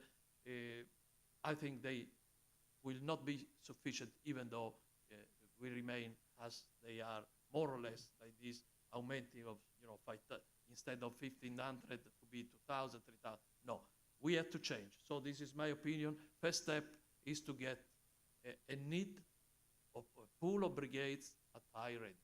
Now, to do this, there is nothing to do. I'm very frank on this. From the military point of view, at least for technical military procedure, and then time, and then effort. Brigades are already existing in Italy, Germany, France, everywhere. Now, what we need is just to have to earmark a number of brigades from which we can select one or two of them to make it 5,000, 6,000 numbers, in operation are, just relatives. And from these, we can insert battle group from other nations, because I think the minimum level to be multinational and interoperable is a battle group, is not less. And then we form a good formation, a good unit formation that could be one or two, representing this 5,000. But they already exist. It's too late, in my opinion, by 2025. We can do this in 23, because each country has got a certain number of brigades at high readiness. Some of you will say, oh, question mark, they are also for NATO. We will speak about in one moment about this, because we have to do this, but there are sufficient formation that can be just responding to the focusing to the east in the defense and deterrence, and also responding to European needs. But it's not only this. So this could be done very, very, very, very, very soon, even far before 2025. So, I mean, accelerating, as Mr. Borrell says, now, okay? But we need, and was mentioned by, about the Rougé, Professor de Rougé, you spoke about the Eurocorps. The Eurocorps. So we need a force a quarter. If you deploy a force that should, enforce something, control other things, defend, provide security, whatever, we need a force a quarter that can exercise the multidimensional, including the politic or the key leader engagement at local level. This is minimum, should be division, but better a corps. We have 9 corps, okay, into the European NATO environment. We can take out the ARC, that is now not Europe anymore, but there is Italy, Spain, Greece, Germany, France. France, in addition to Eurocorps, is the corps at Lille, is another corps. That it is a corps dedicated to NATO and possibly to European Union. They are all European, made by European country. Why not earmarking 1, 2, 3 of them shifting, in a period of 2 or 3 years in order to be ready and respond and be deployed. They are already there. They have the capability. They exercise every day. If you go to Milano, Solbiatellona today, they are doing either exercise, study, conference, test, whatever, and they have the capability. They have the communication, they have the deployability, they have the systems, everything. So they are already in place and ready to fight or to command and control. But it's not finished. So this could be done very, very, very soon. Of course, directly this force, it implies also to have a standing arrangement for command and control. And we have something, actually, and this is today military command and control option in the mission and operation in UK, in the European Union. Sorry, I served 6 years in UK. Sometimes I speak too much about United Kingdom. But we see that executive, non-executive mission. So the MPCC, the military planning and conduct capability inside Brussels, can only deal with the non-executive, while Spain and Italy direct Atalanta and Irini respectively, and Althea in Bosnia is by Berlin Plus arrangements directed by SHAPE under the European headquarter under the secure. So now, it is good, this situation? To me, absolutely not. Because there is, not only distance, but, misunderstanding, many other things. Doesn't work. There is not unity of anything over there, okay? Think about Atalanta with the EUTM Somalia. There are 2 different chain of command, just to make an example, okay? And then these are the operational headquarters offered, the orange, to European Union by nations. There are 5, these 5 countries, Greece included, and then there is the NATO headquarters, SHAPE, and the MPCC. This is the present. I hope that, something could be made. This is a part of the external action service area of crisis response, and there are resources in the planning, command, and control resources and capability, the green one. So both civilian on the left, yes, and military on the right.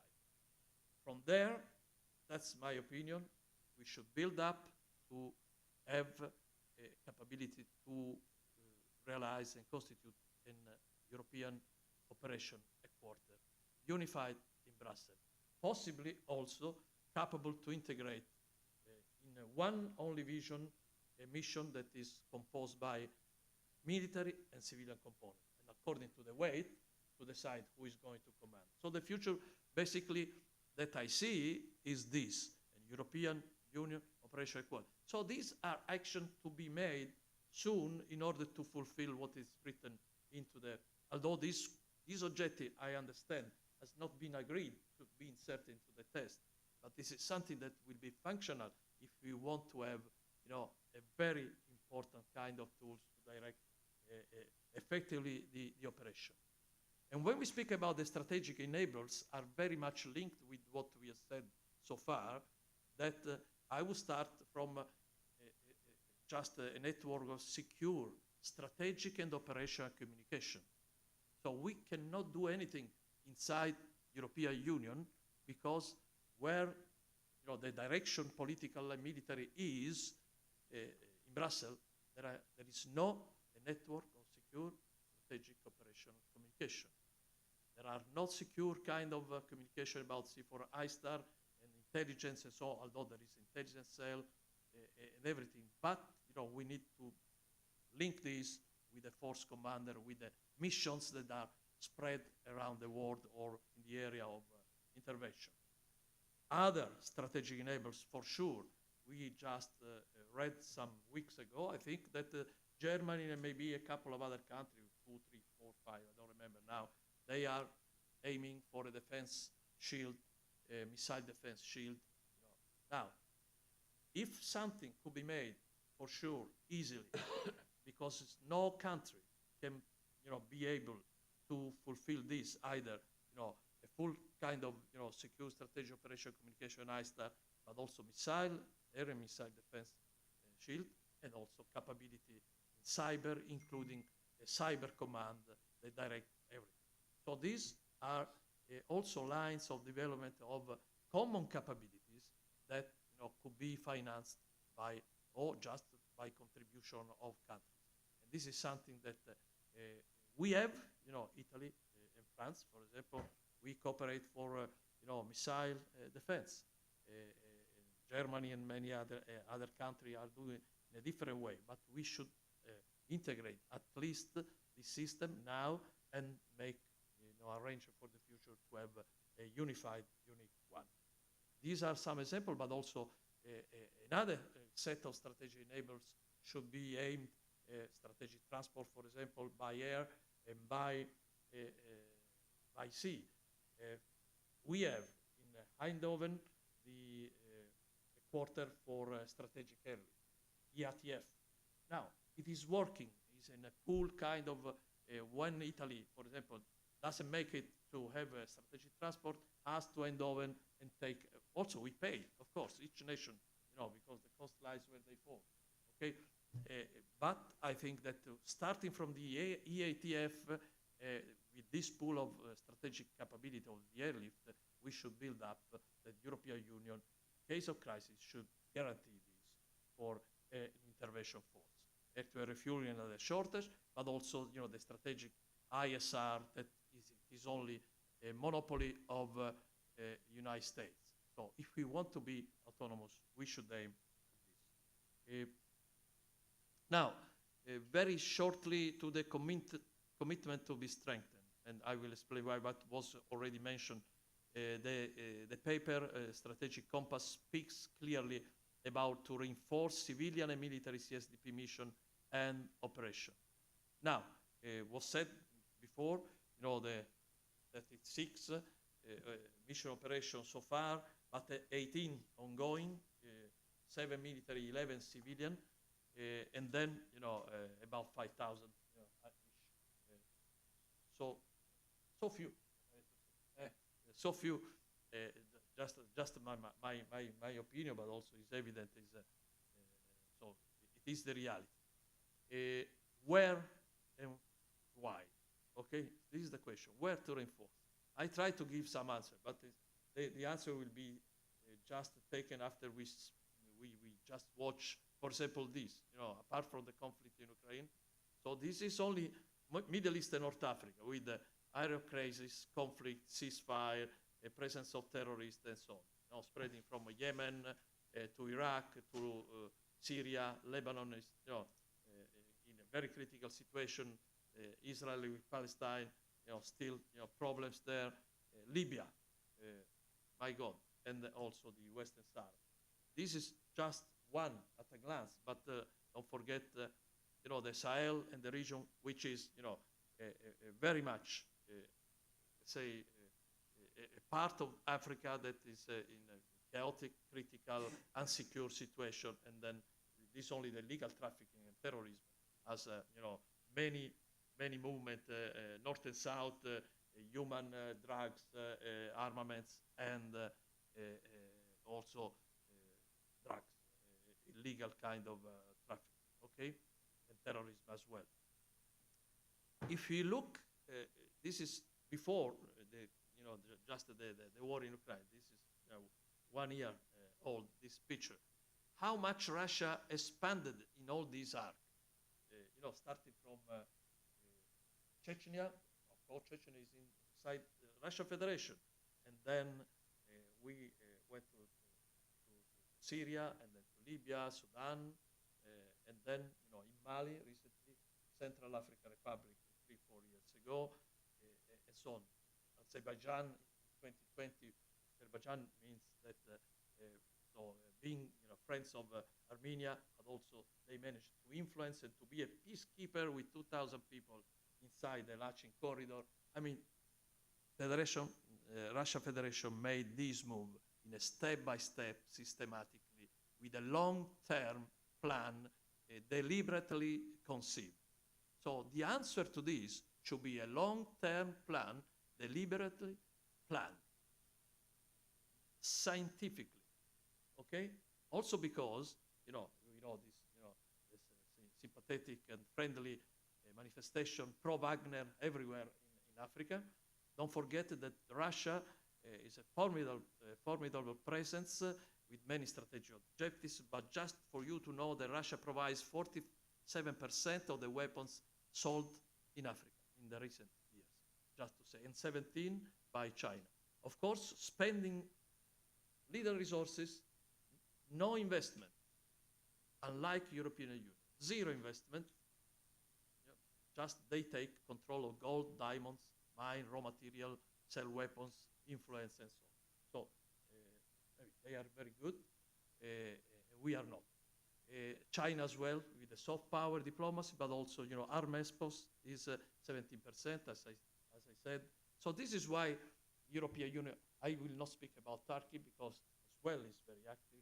So to give an answer, just in a big picture, where to intervene, I made, this is made by me, this kind of, ellipse in the area, which is the priority, we will see, maybe it's not me to judge, but anyway, there is the Western Balkans and, the Middle East, there is North Africa as well, the Middle East, Sahel and Horn of Africa, and the Mozambique Channel as well. Almost everywhere, the European Union has Mediterranean, of course, and Indian Ocean as well, Guinea Gulf as well. Now, if I have, you can tell me when there is 2-3 minutes because I can even stop here. But, I would like to make some example because it's difficult to reinforce some missions and so on. But we should think about this area in Western Balkans. I was commander 8 years ago. I concluded my report at the end of 1 year of command. Many things happened very much, and we lost the opportunity at that time, in my opinion, because we made election, we made, a kind of progress in all the field, all the parameters of the agreement settled by European Union were going well. So I concluded that this was in 14, that by 2020, so 6 years later, NATO and European Union should have a comprehensive plan to consolidate the success into the Balkans.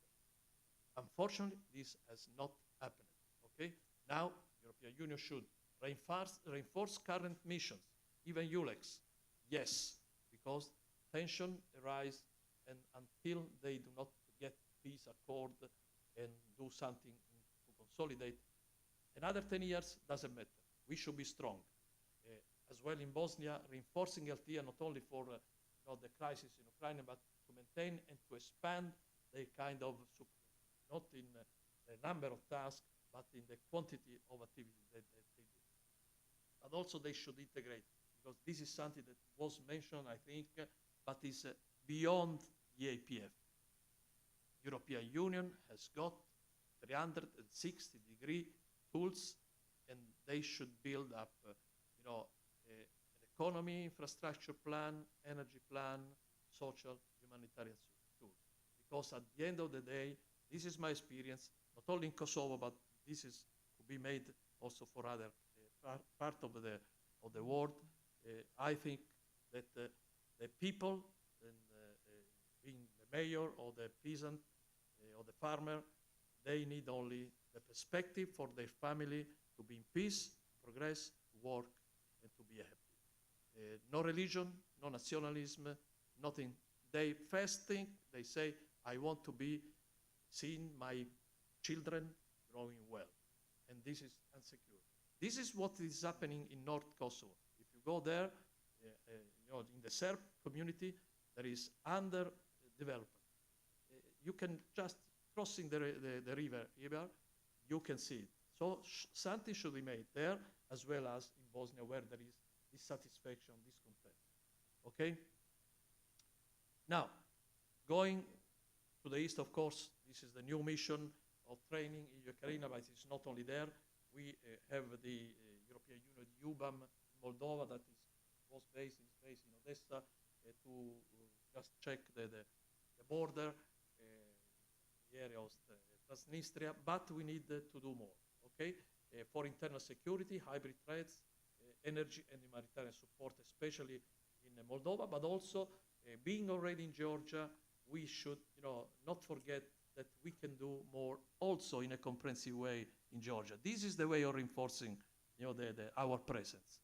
If we look in North Africa and Sahel, there is the critical situation, risk of conflict. Of course, Libya is the red one, but there are other areas with little trouble, more or less.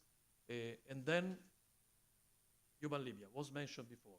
I think that this mission should be re-established, not reinforced. We have to construct something better, and there is a need for a comprehensive plan. I understand there are divisions, there is Turkey and Russia present there, Egypt influence, division between the European countries, France, Italy, just to make an example. But without a unified effort and purpose, we will have, the all North Africa unstable in a few years. Not only Libya, fragile and failed states, but also, so we need to include possibly not only the border, coastal as well, internal security, institution building, and public service and infrastructure. Integrated approach, as the European global strategy used to say. Sahel as well, on the other map of Africa, you can see the countries that have received the APF, African Peace Facility, and now EPF, which is a good way, and the mission that they are there, they should be, for example, the UTM Central African Republic has been suspended because, or just frozen because there are, Wagner that you can imagine they took possession of the building constructed by European Union for the government. So the point is there, but we read also that there is a secure port for Mr. Putin if he also fly away from Moscow. That just was on some newspaper. But in any case, we need to rethink about starting from Sahel as well. We have good presence in the Horn of Africa and Somalia with a comprehensive. We need to continue on this. Integrated approach. Atalanta. There is EUCAP Nestor for the coastal control. AOTM in Somalia. I think that we should do more, even with the APF, to reinforce the new. By now to 2024, with ATMIS, the new mission that replaced AMISOM, in order to make paying also even the salary to the soldiers, new soldiers of Somalia. This is something that European Union could make and have success, because when there is resources and money, so the soldiers could not be paid less than Al-Shabaab condition, of course, because fighting for fighting, losing life, I would prefer to gain and to earn more. I go to Al-Shabaab, not to the Somalian army. Okay, Mozambique as well, I go. So this is one thing that I would like to say.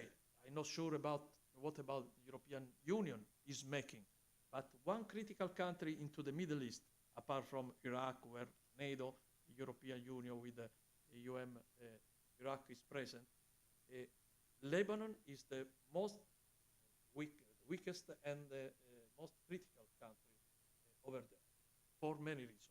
Okay, now there is an impasse in the political, but it's economically. We should think a new mission to support the Lebanon LAF, means Lebanon Armed Forces, with EPF plus other things, because they have, there is civil servant that left the public administration because they are not paid. There are the soldiers of the Lebanon Armed Forces, they want to quit because they had the salary reduced from 100 to 20. They don't have bread and food for their family. So this, and the chief of the army, General Aoun, chief of defense, told me in January, I was still chief of the army, the Italian army, said, General, we need the medicine, just health service kind of products, food and fuel. We don't need any other thing. So first, then money, but they were short, and also with this crisis in Ukraine is even worse. I think European Union should think about to have an initiative there, because Lebanon is a very critical country. And I think this conclude. So I think we should start now with concrete results to be made very soon in many fields, at least the possible one, Eastern and Southern neighborhood as priority. So there is no one first and the other. We should avoid division within, there is already division of point of view of perspective inside the European Union with just the Baltic, Poland, the Eastern countries that today are very much concentrated. They are right, but it's not enough. It is not only that problem. The other problems are all around, where our adversary is making progress and progress. So, at the same priority, Southern neighborhood and Eastern neighborhood. And then making extensive use of EPF, and also, as the paper strategy compass says, implementation of the Article 44 of the treaty, in order that a coalition of the willing of some country could be acted on behalf, even though the unanimity is not reached, but we have still the way of acting. There is one slide missed, that is where is NATO in my speech. Yes, NATO is present. NATO is paramount. But I think that we should forget the word complementary. I think that the European Union and NATO should be united even more, that now Finland and Sweden maybe are going to enter. So there are even more countries, 23 out of 30, that are European Union countries. And then, in addition, and then we will see if other countries will come in, like Albania and so on. Montenegro will be even more, not 23, but 20, 27, 26 at the end of the unification process. So no complementarity, yes unity, yes synergy, and yes another thing. Plan in advance what we, NATO included, intend to do in Africa, or into the Caucasus, or into the Middle East. Plan now and take a long way from now to 5, 10 years in order to achieve results. Because even diplomacy, defense policy, military assistance, so on require time to invest. So this is conclude my presentation. Thank you very much. I was enriched by all the other interventions. I have to say I took a lot of notes that are very useful, and I appreciate also what Pierre Roche said about the shifting between operational, now more, of course, it's evident, advising, training, but more capability-driven evaluation. This is another good sign, but I think we have to apply. Thank you so much.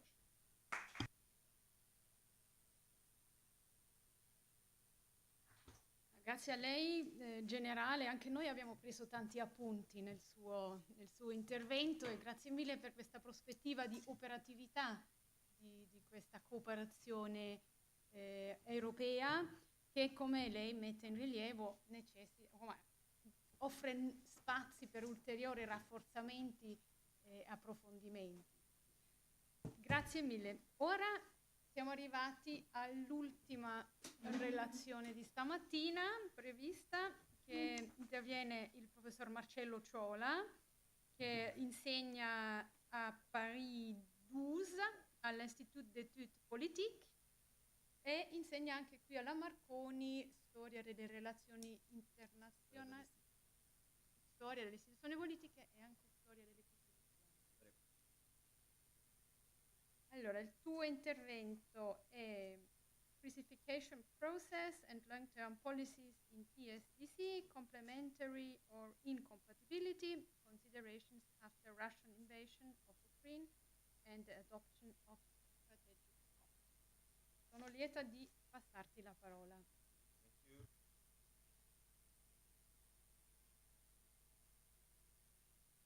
Thank you, Ulrike. Thank you for being here. Actually, my intervention will last just 15 minutes. I just would like to show you the theoretical framework of the paper that I'm going to submit to Europea review that is going to publish the papers. And so all suggestions are welcome. So crisis-ification process and long-term policies in CSDP, complementarity or incompatibility. I will give you a definition of crisis-ification. After I will speak about what we know about crisis-ification, my hypothesis and methods doing this paper and preparing this paper, and after I will show you the expected results. So definitions. The concept of crisis-ification appeared in literature, scientific literature, in 2019 in a paper, an article of Mark Reinhardt. And Mark Reinhardt defined crisis-ification like finding the next urgent event, prioritizing speed in decision-making, ushering a new constellation and concerted actors, and emphasizing new narratives and what matters in European governance. If you read this paper of Mark Reinhardt of 2019, you can feel the presence of Barry Buzan and Jaap de Wilde and the concept of securitization.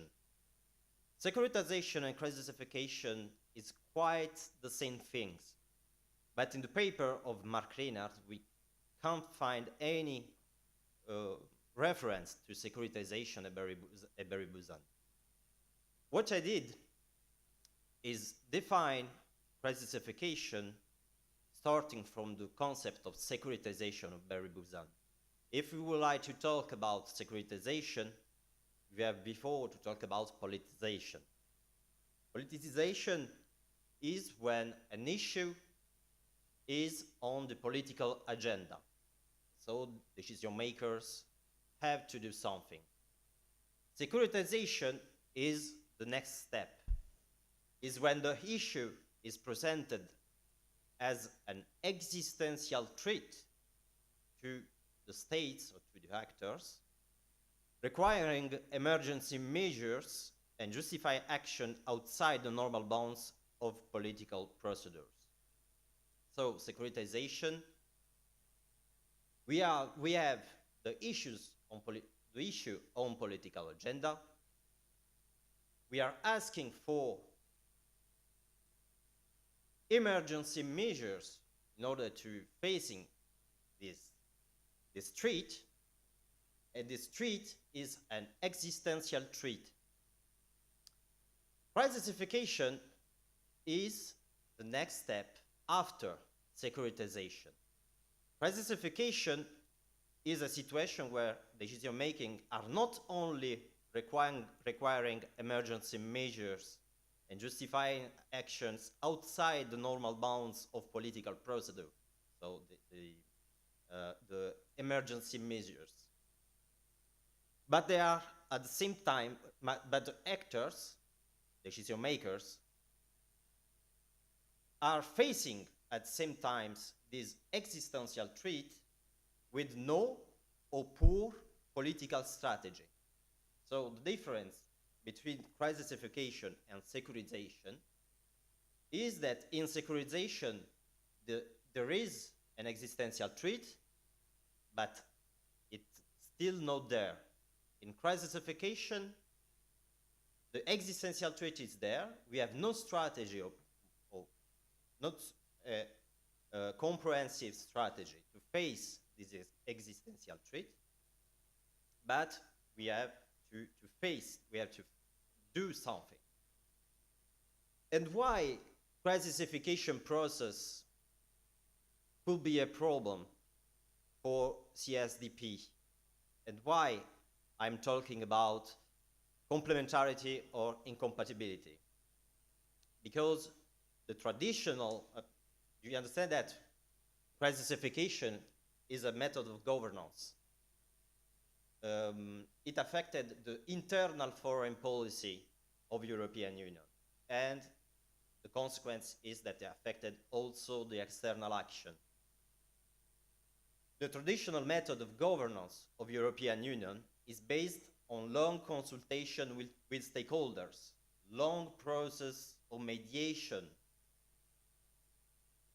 We search consensus in traditional method of governance for long-term policies, for long-term strategies, in order to avoid securitization process and to avoid crisification.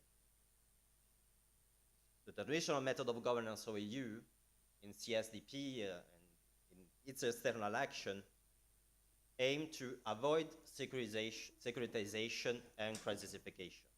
So urgent measures. Crisified method of governance is based on short, limited, and high-level consultations. We can just think about the abuse of lead groups in foreign policy of the European Union. And crisified method of governance is based on short-term policies and improvisation, because like I said before, we have no or poor strategy to face this kind of threat. So traditional method of governance and crisified method of governance are on the opposite, theoretically. But what we know about crisification? Actually, crisification is a processus that I studied since 2019 to 2021. I was at UHS conference in 2022. UHS is the University Association for Contemporary European Studies. And we were talking about crisification and the elements of crisification. What we know about crisification today? We know that the crisification process exists because we can see an increase of emergency institutions since 2000. We can see a rise of funds and programs which would like to face crisis in international arena. We can see an increase of intervention activities in order to prevent and handle emergencies. We can see just the mission that we mentioned before. And we can see also the speed over deliberation in the new European External Action Service crisis management procedures. We know also that with the strategic compass, we put crisification behind the logic of action of European Union in international arena. Firstly, because of Russian invasion of Ukraine. So the Russian invasion of Ukraine brings crisification in this document. If you read this document, you can find a lot of reference to this process of crisis-ification. We need to face this existential threat. We need to do now, but we have poor or no strategy doing this. But there is no a formal shift towards crisis-ificated governance. We are still not there, but there are signals that we are going towards a crisis-ificated method of governance. Because in political speech and in the documents, political documents of the European Union, we can see that actors are increasing their attention to geopolitical issues. Rougé used the term geopolitical commission, and the geopolitical commission is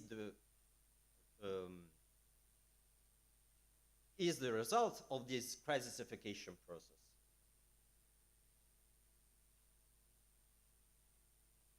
So this is what we know about crisis-ification process. Now we have to question if crisis-ification and long-term policies, so traditional method of governance, between these two elements there is complementarity or incompatibility. So I made two groups of hypotheses that I'm going to verify after when I will write the paper. The first group is complementarity hypothesis, and the second one is incompatibility hypothesis. In the first group, we can find three hypotheses. The first one is the toolkit hypothesis. It means that we need new instruments to face global challenges. And so we need also crisis-ification process in order to build this tool, this instrument, this structure. The second hypothesis is the decision-making ability. We need a strongest aptitude à décider, a decision-making ability. Aptitude à décider is what Frederick Moreau mentioned in an article speaking about the main problematic point of European foreign policy. That lack of aptitude à décider. And so we need a strongest aptitude à décider, and new instruments will be useful in order to strengthen this ability. The third hypothesis of complementarity is the dovetail hypothesis. The dovetail hypothesis is that EU leadership, von der Leyen, Borrell, and the head of government, will be able to subordinate crisis tools to long-term strategies. So the political ability and the technical ability of EU leadership will bring crisis tool and it could control this crisis-ification process in external action, avoiding or being overwhelmed by crisis-ification process. And in this case, the identity of European method of governance, long-term strategy, boosts efficiency using crisis tool. So we have the dovetail hypothesis. We will handle this struggle between crisis-ification process and long-term policies. The second group of hypotheses is the incompatibility hypothesis. Here we have two main hypotheses. The first one is the loss of legitimacy hypothesis. Actually, crisis-ification process is typical of state-like structures. We can find crisis-ification process in national politics every day. But we didn't find this, we don't find usually this processus, this crisis-ification process, in the international institution. Because international institutions normally are neutral and technical. You can see a difference between a nation state and international institution. So, EU in international arena should not have a nation-state attitude in international relations. We don't expecting this attitude from European Union because European Union institutions have not the same legitimacy that we could find in governments, in states, nation states. So the institutions that have this attitude of crisis-ification lost their legitimacy in front of people, in front of political actors. The second hypothesis, in incompatibility hypothesis, is the crumbling regrouping variable.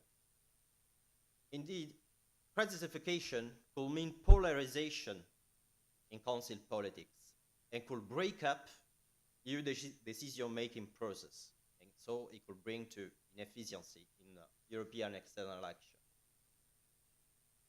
Because behind crisis-ification process, there is a political debate, there is political interest on how we could face this existential threat.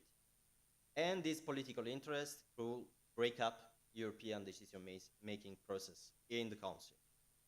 Or crisis-ification will lead to a more geopolitical or geopolitical EU, or to a soft state building process in European Union. In this case, we are preferring efficiency to our identity. So we are preferring crisis-ification over traditional method of governance, long-term strategy, and so on. So these are my 5 hypotheses. Methods. I will inquire the period between February 2022 and somewhere to 2023. This is the crisis management period in the case of Ukrainian crisis. That's why I put Russian invasion of Ukraine in the title of my speech. And I'll do discourse analysis, and I'll do some semi-structured interview with civil and military EU personnel in order to see what they think about this hypothesis. Expected results. Right now, in the state of the art, we cannot speak about incompatibility, but we can't neither speak about complementarity. We know that there is the political will to have tools and juridical framework structure for integrated crisis management capability. In the Council and in the EU institution, there is this need. Theoretically, the only way to maintain long-term strategy and an effective management system, crisis management system, without being overwhelmed by crisis-ification process, is to adopt a capable, autonomous, and independent structures on the operational level in crisis management. That's what General Farina was talking about before. This autonomous and independent structure will be subject to the political guidance of the Council under the effective control of the High Representative that is responsible for the coherence between political decision and long-term strategy. Also, in a new majority voting system in the Council. And that's a problem that we mentioned before. And we see that with strategic compass, we are going through this solution of an autonomous and independent structure on an operational level, because the MPCC with strategic compass will be capable to manage 2 small-scale crises and 1 medium-scale crisis. the objective is to implement this autonomy of MPCC. And the problem is making this capability permanent and on the large scale crisis like the invasion of Ukraine by Russia. Like Farina said before, this is the main problem, the capability and the independence of MPCC and the efficiency also of MPCC. The alternative to this renewed institutional framework is to leave behind the current institutional setup, and so our identity bounded to the external action based on long-term strategies, and give up the process of verticalization of decision-making power. It means that we give up to crisis-ification process, and we give up our institutional setup in order to found a federal and democratic EU.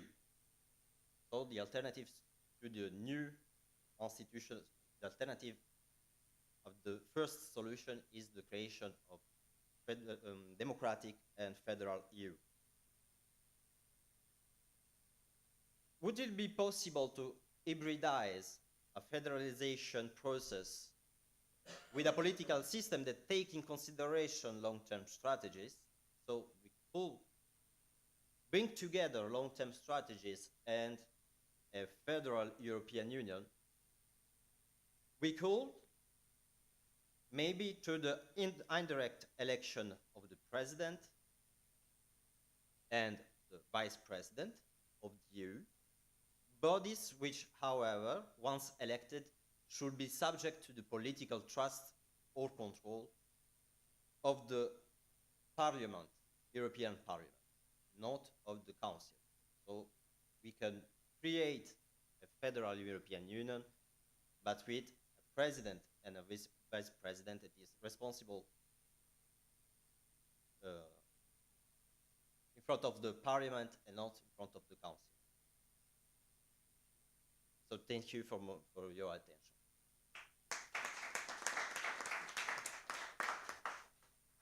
Grazie mille Marcello, penso che è stata una bellissima relazione finale perché ci siamo un po' emancipati dal pessimismo che ieri in realtà è emerso dall'elaborazione storica del processo di integrazione europea e ora ci hai dato una prospettiva anche più positiva per un futuro che ci riguarda tutti e sul quale siamo tutti chiamati un po' a collaborare. Allora, io ho visto che il nostro pubblico è stato estremamente attento e penso che le relazioni di stamattina hanno anche sollecitato alcune domande e riflessioni e chi vi ha piacere o che vuole condividere una riflessione, allora è ora il momento di farlo. Vi prego di venire qui e di parlare con questo microfono. Qui abbiamo, magari se si può anche presentare, un dottorando di ricerca. Okay. Good morning, everyone. I'm Raffaele Madaio, and I'm leading research on emerging disruptor technologies. So many thanks indeed for your speeches. And I would like to ask two questions from a different military and political perspective of two main European countries such as Italy and France. First to General Farina and Professor Quercia. Secondly to Professor Rougé and Professor Ciola. So what can do Italy and France to achieve the European army dream? And in the last 2 decades, we saw different projects such as PESCO, European Defense Fund, and EPF, and CARD. From my point of view, there are 2 issues to address. First, national strategic interest, and second, the industrial realm related to the national weapons sharing. To conclude, the digital era we are living in and the looming crisis in Ukraine could be a watershed in this historical process. Thank you for your time. Grazie mille. Allora c'era anche il professor Frank che voleva intervenire. Grazie, si je puis faire l'un ou l'autre question et commentaire, mais je voudrais évoquer un livre qui est paru dans les années 70, 70. Johan Galtung, grand sociologue norvégien. Et alors Galtung écrit « Le jour où il y aura des hommes en uniforme militaire dans le Building of the Council, le Juste Lips à Bruxelles, le European Union will become a superpower. » Alors moi j'ai vu les militaires arriver, ils sont depuis 1999, 99, in Brussels. Ils ont déménagé de l'autre côté de la rue, de la loi, peu importe, il y a des militaires, mais l'Union n'est pas devenue superpower in the making. C'est vrai que du coup, nous avons été, Madame la Présidente, vous l'avez rappelé, un peu, enfin, assez pessimistes. Moi, je voudrais dire qu'il faut toujours, moi j'étais un praticien et un académique, il faut éviter ce qu'en français on appelle le persiflage académique. Je crois qu'en italien c'est le mot dilurio. Parce que c'est évidemment facile pour les académiques de dire tout va mal, rien ne fonctionne. En réalité, depuis le traité de Maastricht, où il n'y avait rien, il y a quelque chose. Mais ce quelque chose en matière de politique de sécurité et de défense reste assez limité. Deux limites. Guillaume de Rougé a parlé de headline goals.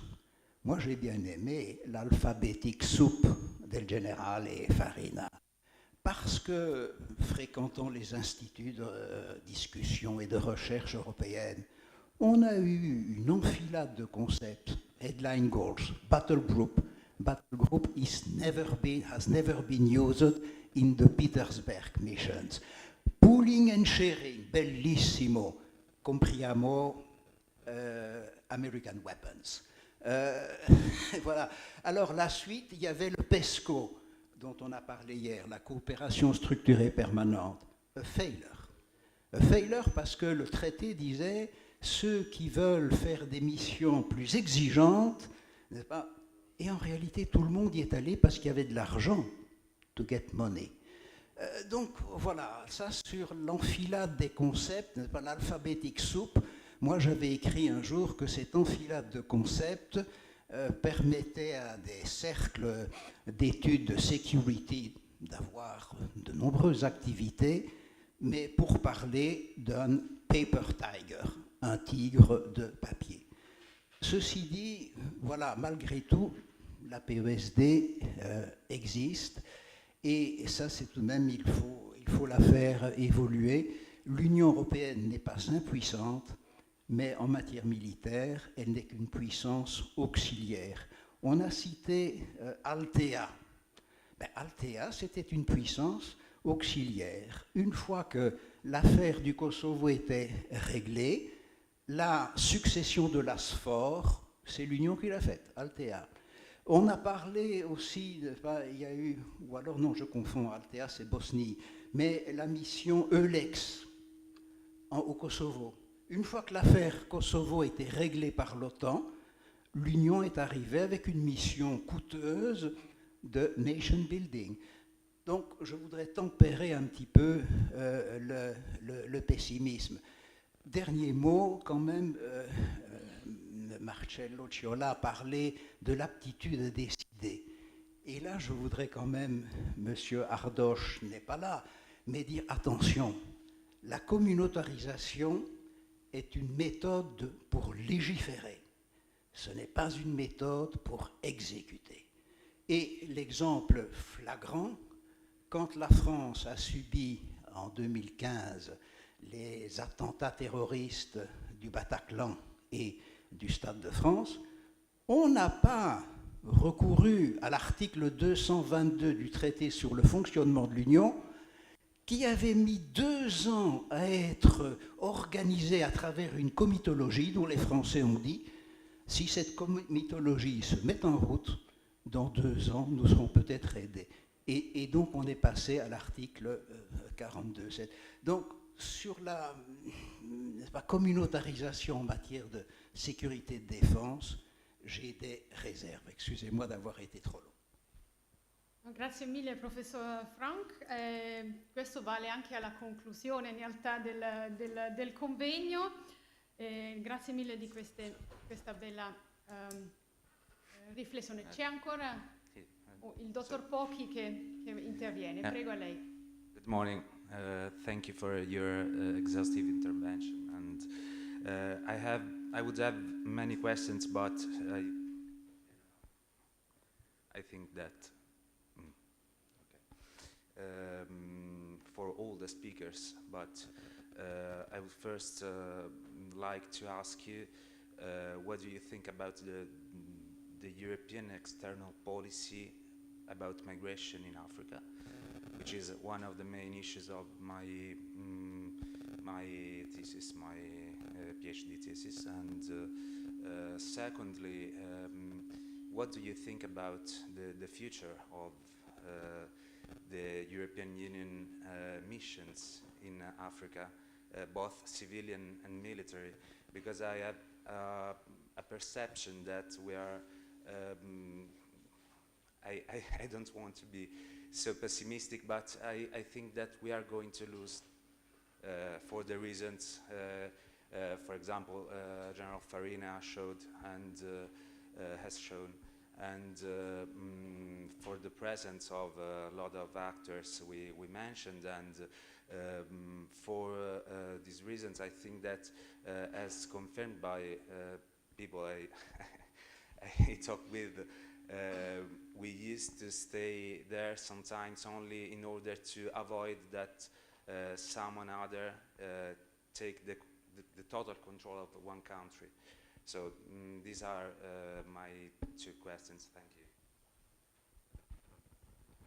Allora, grazie mille per tutti questi interventi. Io direi di fare adesso, anzi, prima vorrei salutare il professor Chiarelli, il direttore del Dipartimento di Scienze Politiche e Giuridiche, che magari, non so se tu vuoi, però se hai piacere potresti poi concludere anche il convegno che ieri l'hai aperto.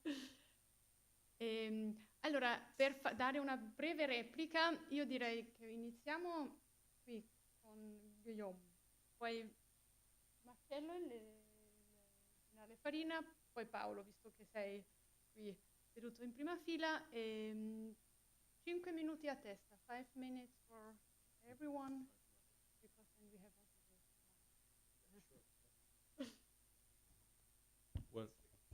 Well, thank you for your questions. If I may, I would like to answer in a different order than the question was asked. I mean, regarding the pessimism, it's not about persiflage or anything. I think obviously it's easy from our academic positions in terms to criticize, and from the outside world, this notion of black box. I mean, the notion of defense planning on a daily basis is something that doesn't really fit with academic world. To the extent that it's very technical, it's very slow, and it's a process of peer pressure.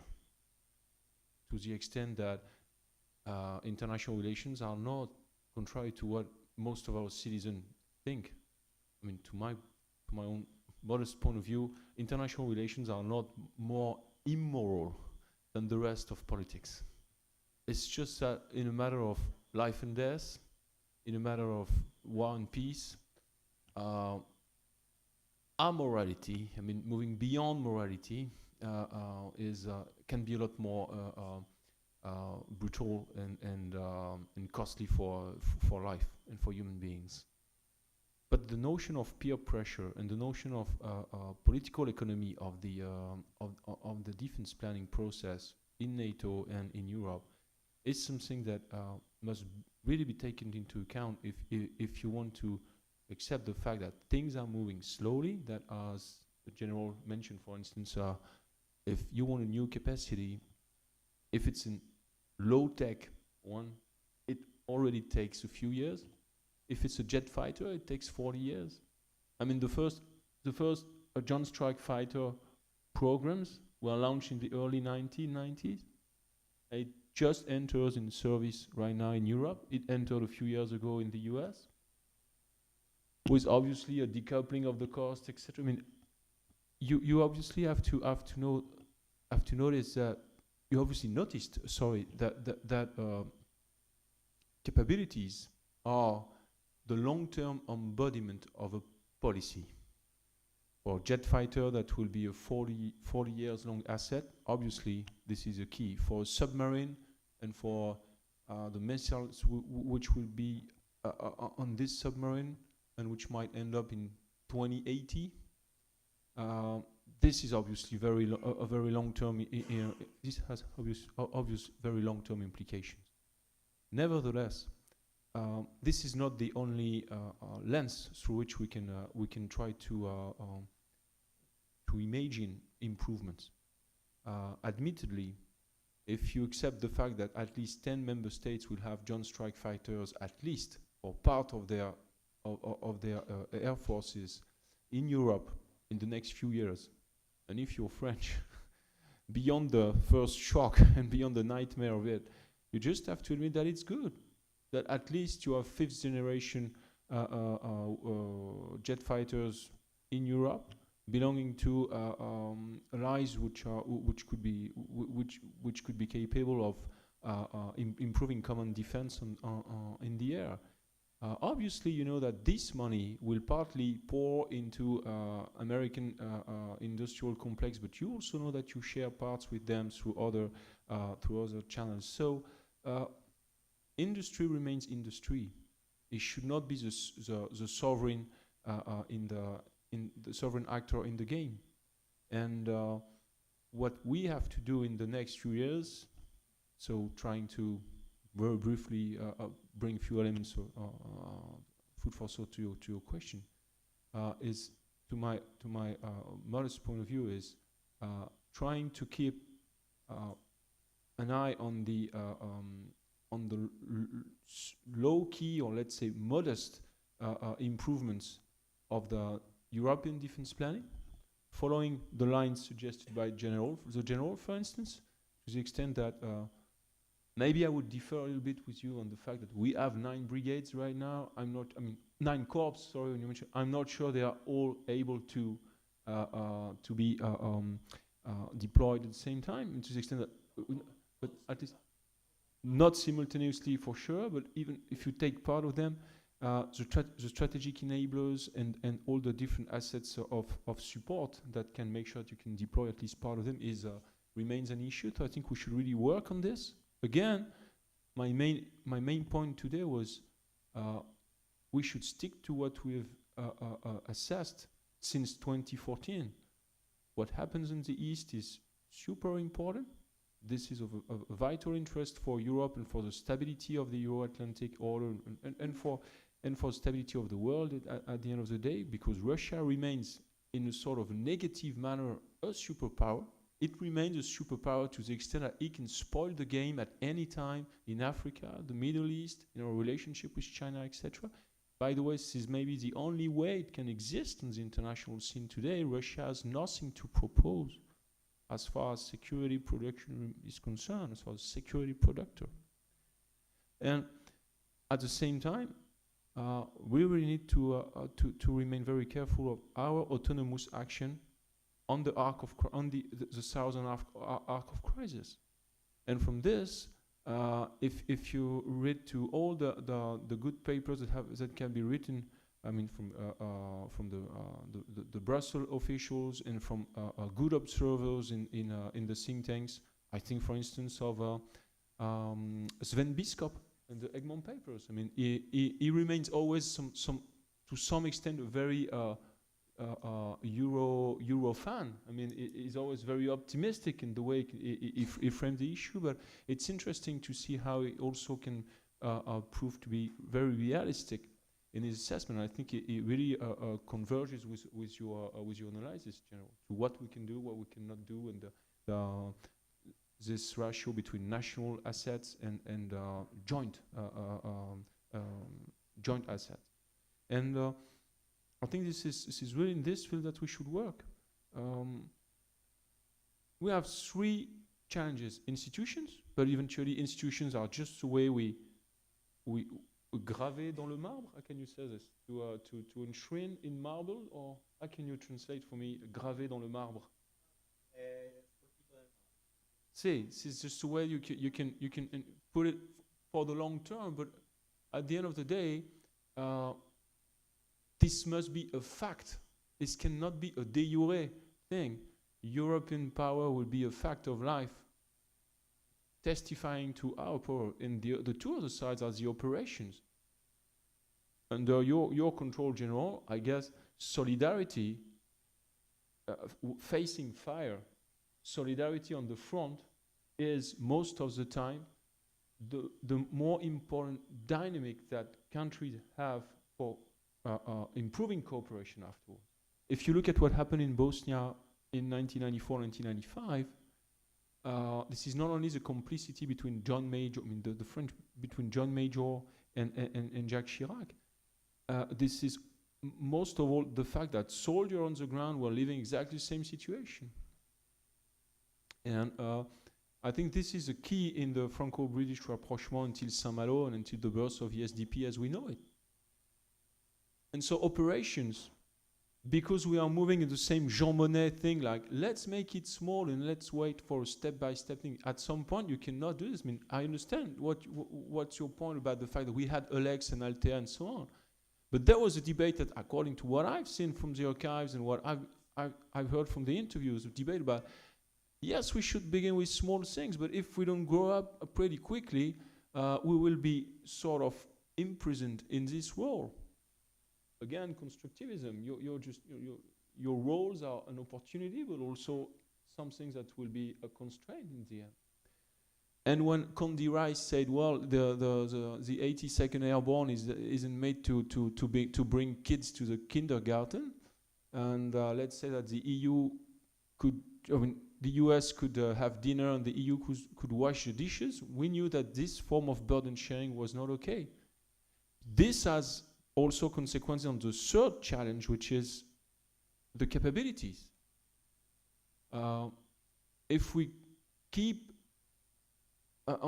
stay on this track of NDPP and US strategic culture, we will remain damned if we do, damned if we don't.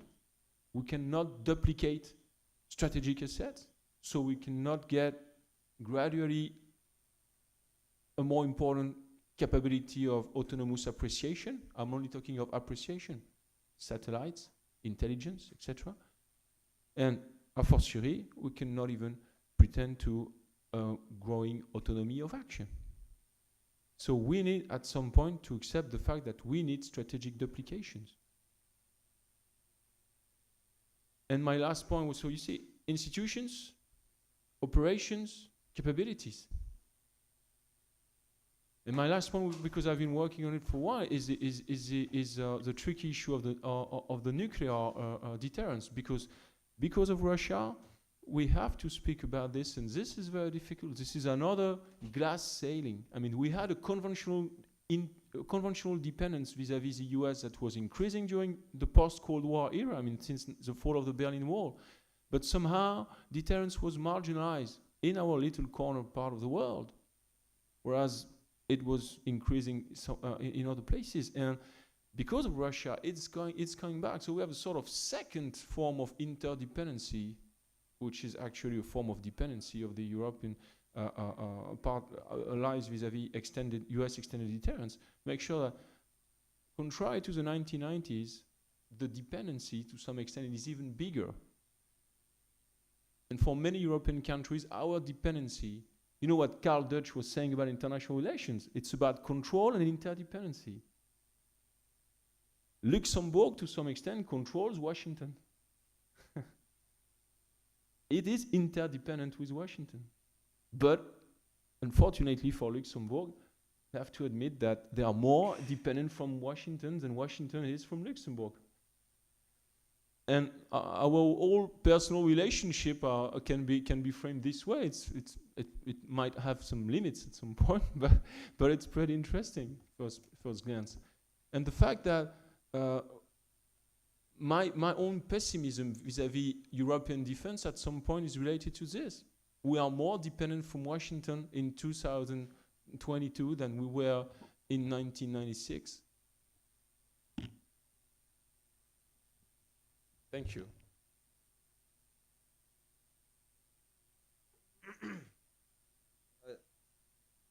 In my opinion, European army dream will remain a dream. So, no way that we will have an European army from here to 10 years or 20 years. Actually, I'm happy that we have European battle group. I'm happy with this, and I hope that we will have much more European battle group. That is a sort of trip where troops just for deterration in nation states. About strategic interests, but they are there. We have European Union global strategy, that is our strategic interest, theoretically. We have strategic compass also. What about, I totally agree with Professor Frank. We made progresses, but we have to focus much more on the aptitude à décider.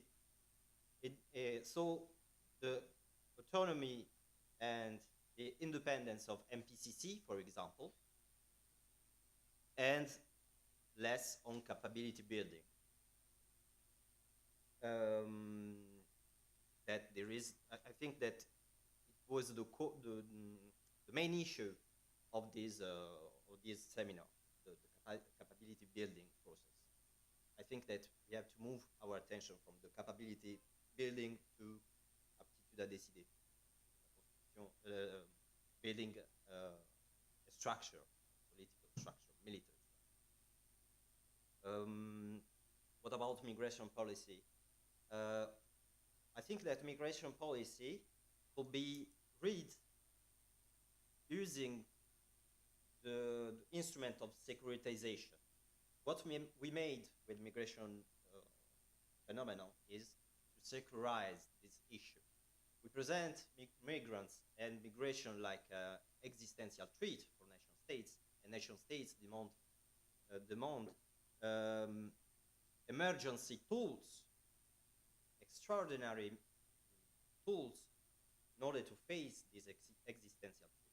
And in international relations, emergency tools are military tools. So we securize the issue of migration, and we see that it's not so effective in the South flank. That's it.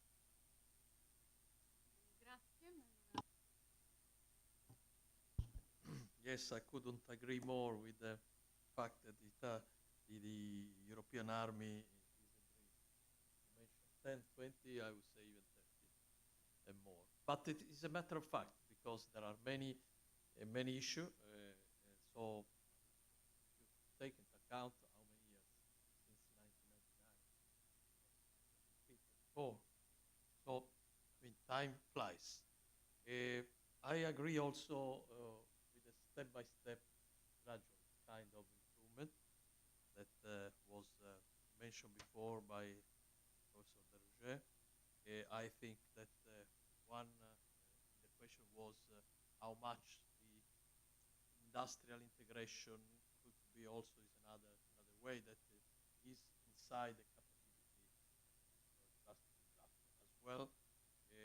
Today is not so much, but is present because there are bilateral, trilateral, example that, of course, someone may say NH90 is one example that this helicopter costs a lot to maintain, costs a lot. So many want to change it. There is a 6 nation, I think, enterprise, European, all European nations, I mean, it's an attempt. This was made in the late 90s.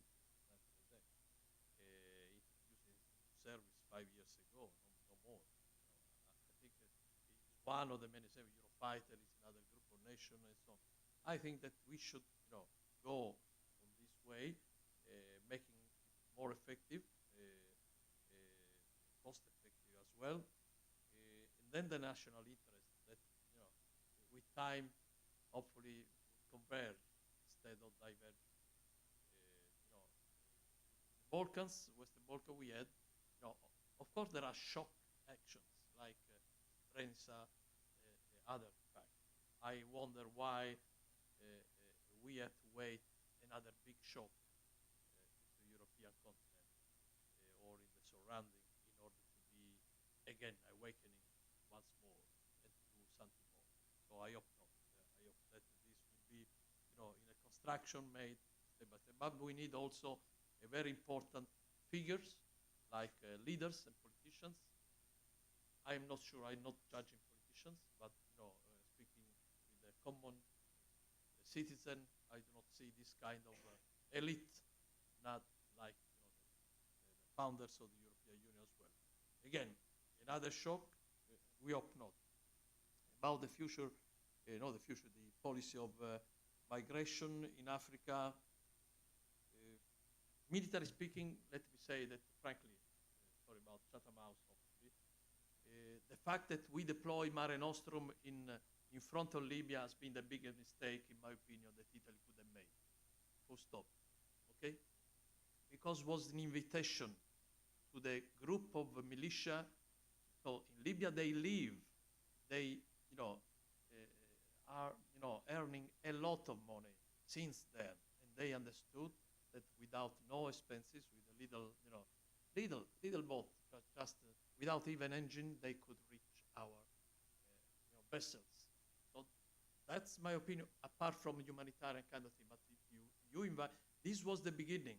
Now the phenomenon is not just to be confined to this kind of example. The phenomenon is huge. In the next 20, 30 years in Sahel, the population will double, be 3 times as many as they are, and also the continent of Africa as well.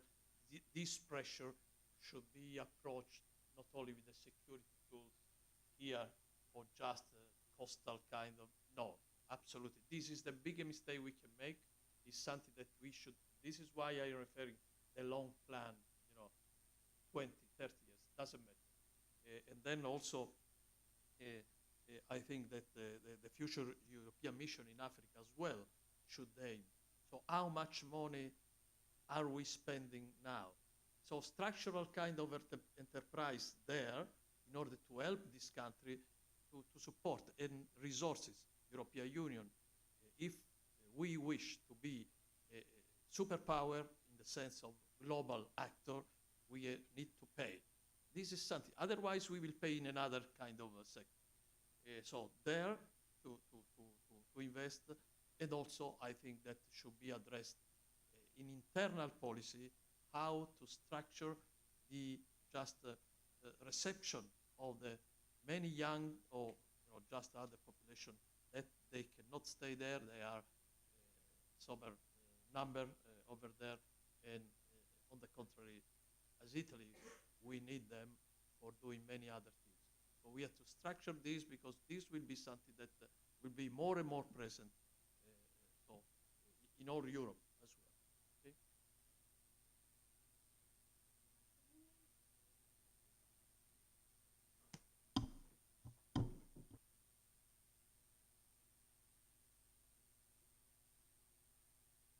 Grazie.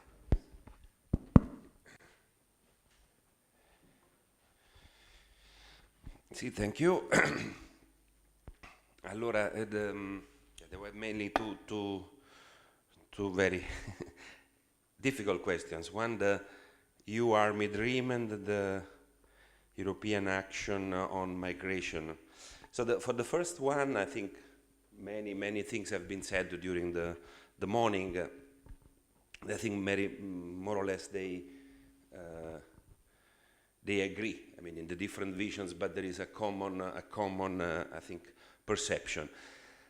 Still, I would like to point out that the army as itself, as a structure, it's an instrument. So I don't exclude that we could have a common European armed forces, army or navy or whatever it is needed.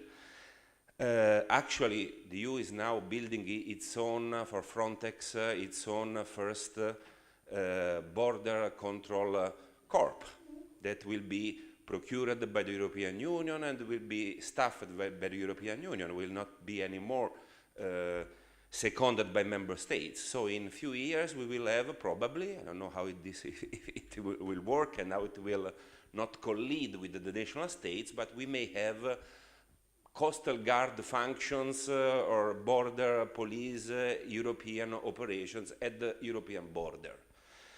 And this theoretically could also be deployed in third countries. So the assistance to the border of Libya could be done also through the European standing police border corps that are being built. This is something that we never thought was going to happen. Actually, it's going to happen. This is a result of the crisis of 2015. So, crises bring changes. It's happening in the law enforcement. It may happen also in the field of defense. So I wouldn't exclude it. But I would point out that this is an instrument. It's a tool.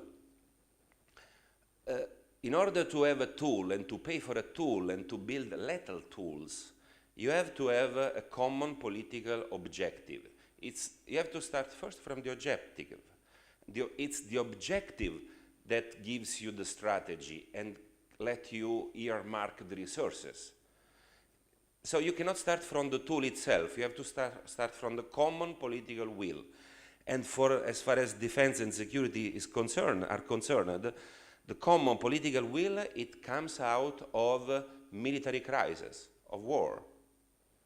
So now there is a war going on among states at the border of European Union. If there is a political will of the European member state to posture in this conflict in a common way, I think this will be a major step in order to build a future common armed forces. If this won't happen, it means that we will never have it. So I think the Merkel said yesterday or today that since there is still a good feeling or cooperation between Russia and Germany, Germany shouldn't be the first country of Europe to send last generation combat tanks in Ukraine. It's a position. Poland thinks differently. Romania thinks differently. So we have to consider that Finland thinks differently probably. Inside the European Union, this war could bring to more cooperation and coordination in the foreign policies in the defense sector that may bring to a common defense structure, or the opposite, a completely collapse of a common defense vision because of the divisions among the European states and the emergence of alternatives. I personally think that Ukraine will get out from this conflict being a major European military power. Does this affect the way how Europe builds or doesn't build its own armed force? I think, in my opinion, yes, it should. So there should be Ukraine war, the way European countries coordinate their military intervention in the conflict. It's a major tool, or it's a test. It's a test to see if there is enough coordination to face such a security threat. Probably, in my opinion, the vision of the difference in the European countries is too big. This is a test of the history. If you are not there when you should send the tanks, or you should send the weapons, or you should take your position on European security, and you don't, you will never have an army. You will never have armed forces. It's a political decision. Because it was a political decision of Europe in the last 30 years to build itself as a normative power, as a non-military power. And it was the foreign policy of Germany that shaped this vision.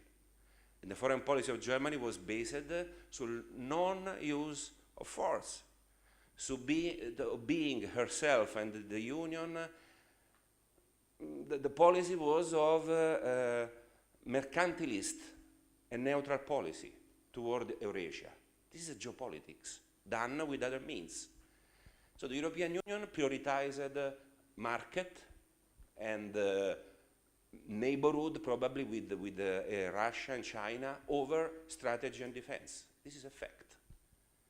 And if you don't have a change in this political vision, because to have a defense you need to have a perception of borders, a perception of who is the enemy, who is the threat.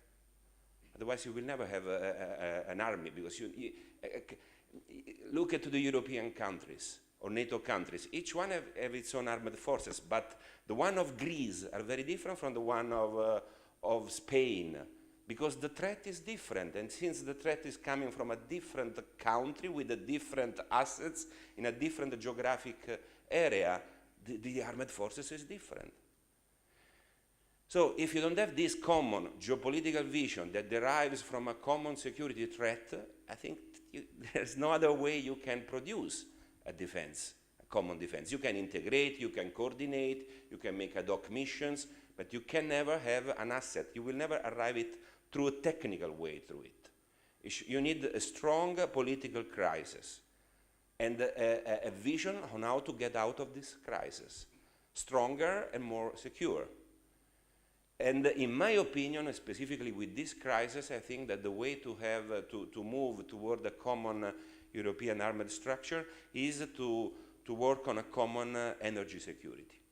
You can never have a common defense and foreign policy if you don't have energy security built on the same vision, on the same system. So if we will be able, and we have a security crisis and an energy crisis, I assume that the energy cooperation among European countries is easier than the defense cooperation on the war in Ukraine. So I think that if you want to have an army, let's start to put together in this indirect way to work on our energy security. This, I think, will be a big step forward. And as far as the migration issue, it's good luck for your work on external policy on migration, because it's very difficult to find where it is, how it works. But for sure you have to deal with the migration security nexus, that these are two different dimensions but interconnected. And they are interconnected with the failing states on the North Africa, mostly, and of Sub-Saharan Africa. And the issue of Libya is fundamental. So the state building of Libya, this will be the tool how you can, here again, I agree perfectly with the general, you can never handle the problem of migration coming by boats on the central Mediterranean using any military or police instrument. You will never, you cannot overcome this threat or this problem on the sea. You have to do it on the land. And on the land, it means capacity building. What we were saying, it's one of the tasks of the European CSDP. So capacity building of the institution, and not only of the military and security institution, the state institutions in Libya. Somebody must do this. We can decide that we don't want to do it, but then we will never solve the problem. So you don't have to think only to the search and rescue areas, the migration, the radicalization, the criminalization. You have to understand that we have this problem. It will be in a magnitude that we cannot confront with, as far as we have failing states in North Africa and Sub-Saharan Africa. And the only way is to have, Europe has to have its own state building political actions in Africa. And we have to hurry up, because we have other countries like China and like Russia that, in a sort of cooperation among themselves, they are worsening the situation, because they are spoiling Africa and African countries, because actually cooperating, where you have the Wagner who protect the Chinese mining rights in some collapsing countries, and they take over the political control of these countries. And this is clearly produces a disaster in the future. So the way to solve the migration issue is to confront China and Russia actions in Africa, in North Africa and in Sub-Saharan Africa mostly, providing a state-building option that is much more costly, much more long-term, but we don't want to exploit Africa in a short-term actions in a predatory style. It's so easy to do it. It costs very less. You don't have to put conditionality. You don't have to ask for human rights. You don't have to do anything. It's very efficient from a very cynical point of view. Okay, since Europe is such a strong moral power, value, and not only interest, where is this working in Africa? Is this the tool, again, to solve also this problem of migration that brings some then internal security homeland issues to many European countries that are reacting in different political or way, closing themselves to migration, giving populism or changing radically their system of democratic system inside in order because they cannot control these flows. So we have to control. It's an action of foreign policy. Controlling migration is not an action of internal policy. It's not an issue of Ministry of Interiors. It's an issue of foreign policy. Foreign security, as far as you have to cooperate with the statehood of the countries, of the transit and the country of origin, and development, so cooperation, but are all external policies, not internal. Thank you.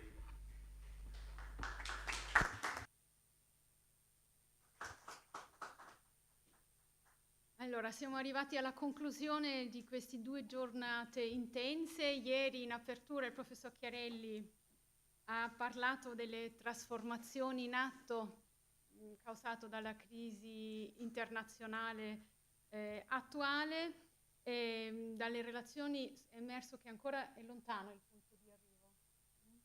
Però io penso che possiamo considerarci molto soddisfatti perché le vostre relazioni hanno dato una bella sistemazione a tutti gli aspetti che la questione della futura integrazione europea, compresa anche una sempre maggiore cooperazione anche per la politica estera e difesa dell'Unione. Avete riassunto tutti i punti di forza e i punti problematici. Io da costituzionalista oggi ero un po' un pesce fuori d'acqua, però naturalmente il nostro metodo anche interdisciplinare ci fa piacere confrontarci anche con le altre scienze e con altre prospettive.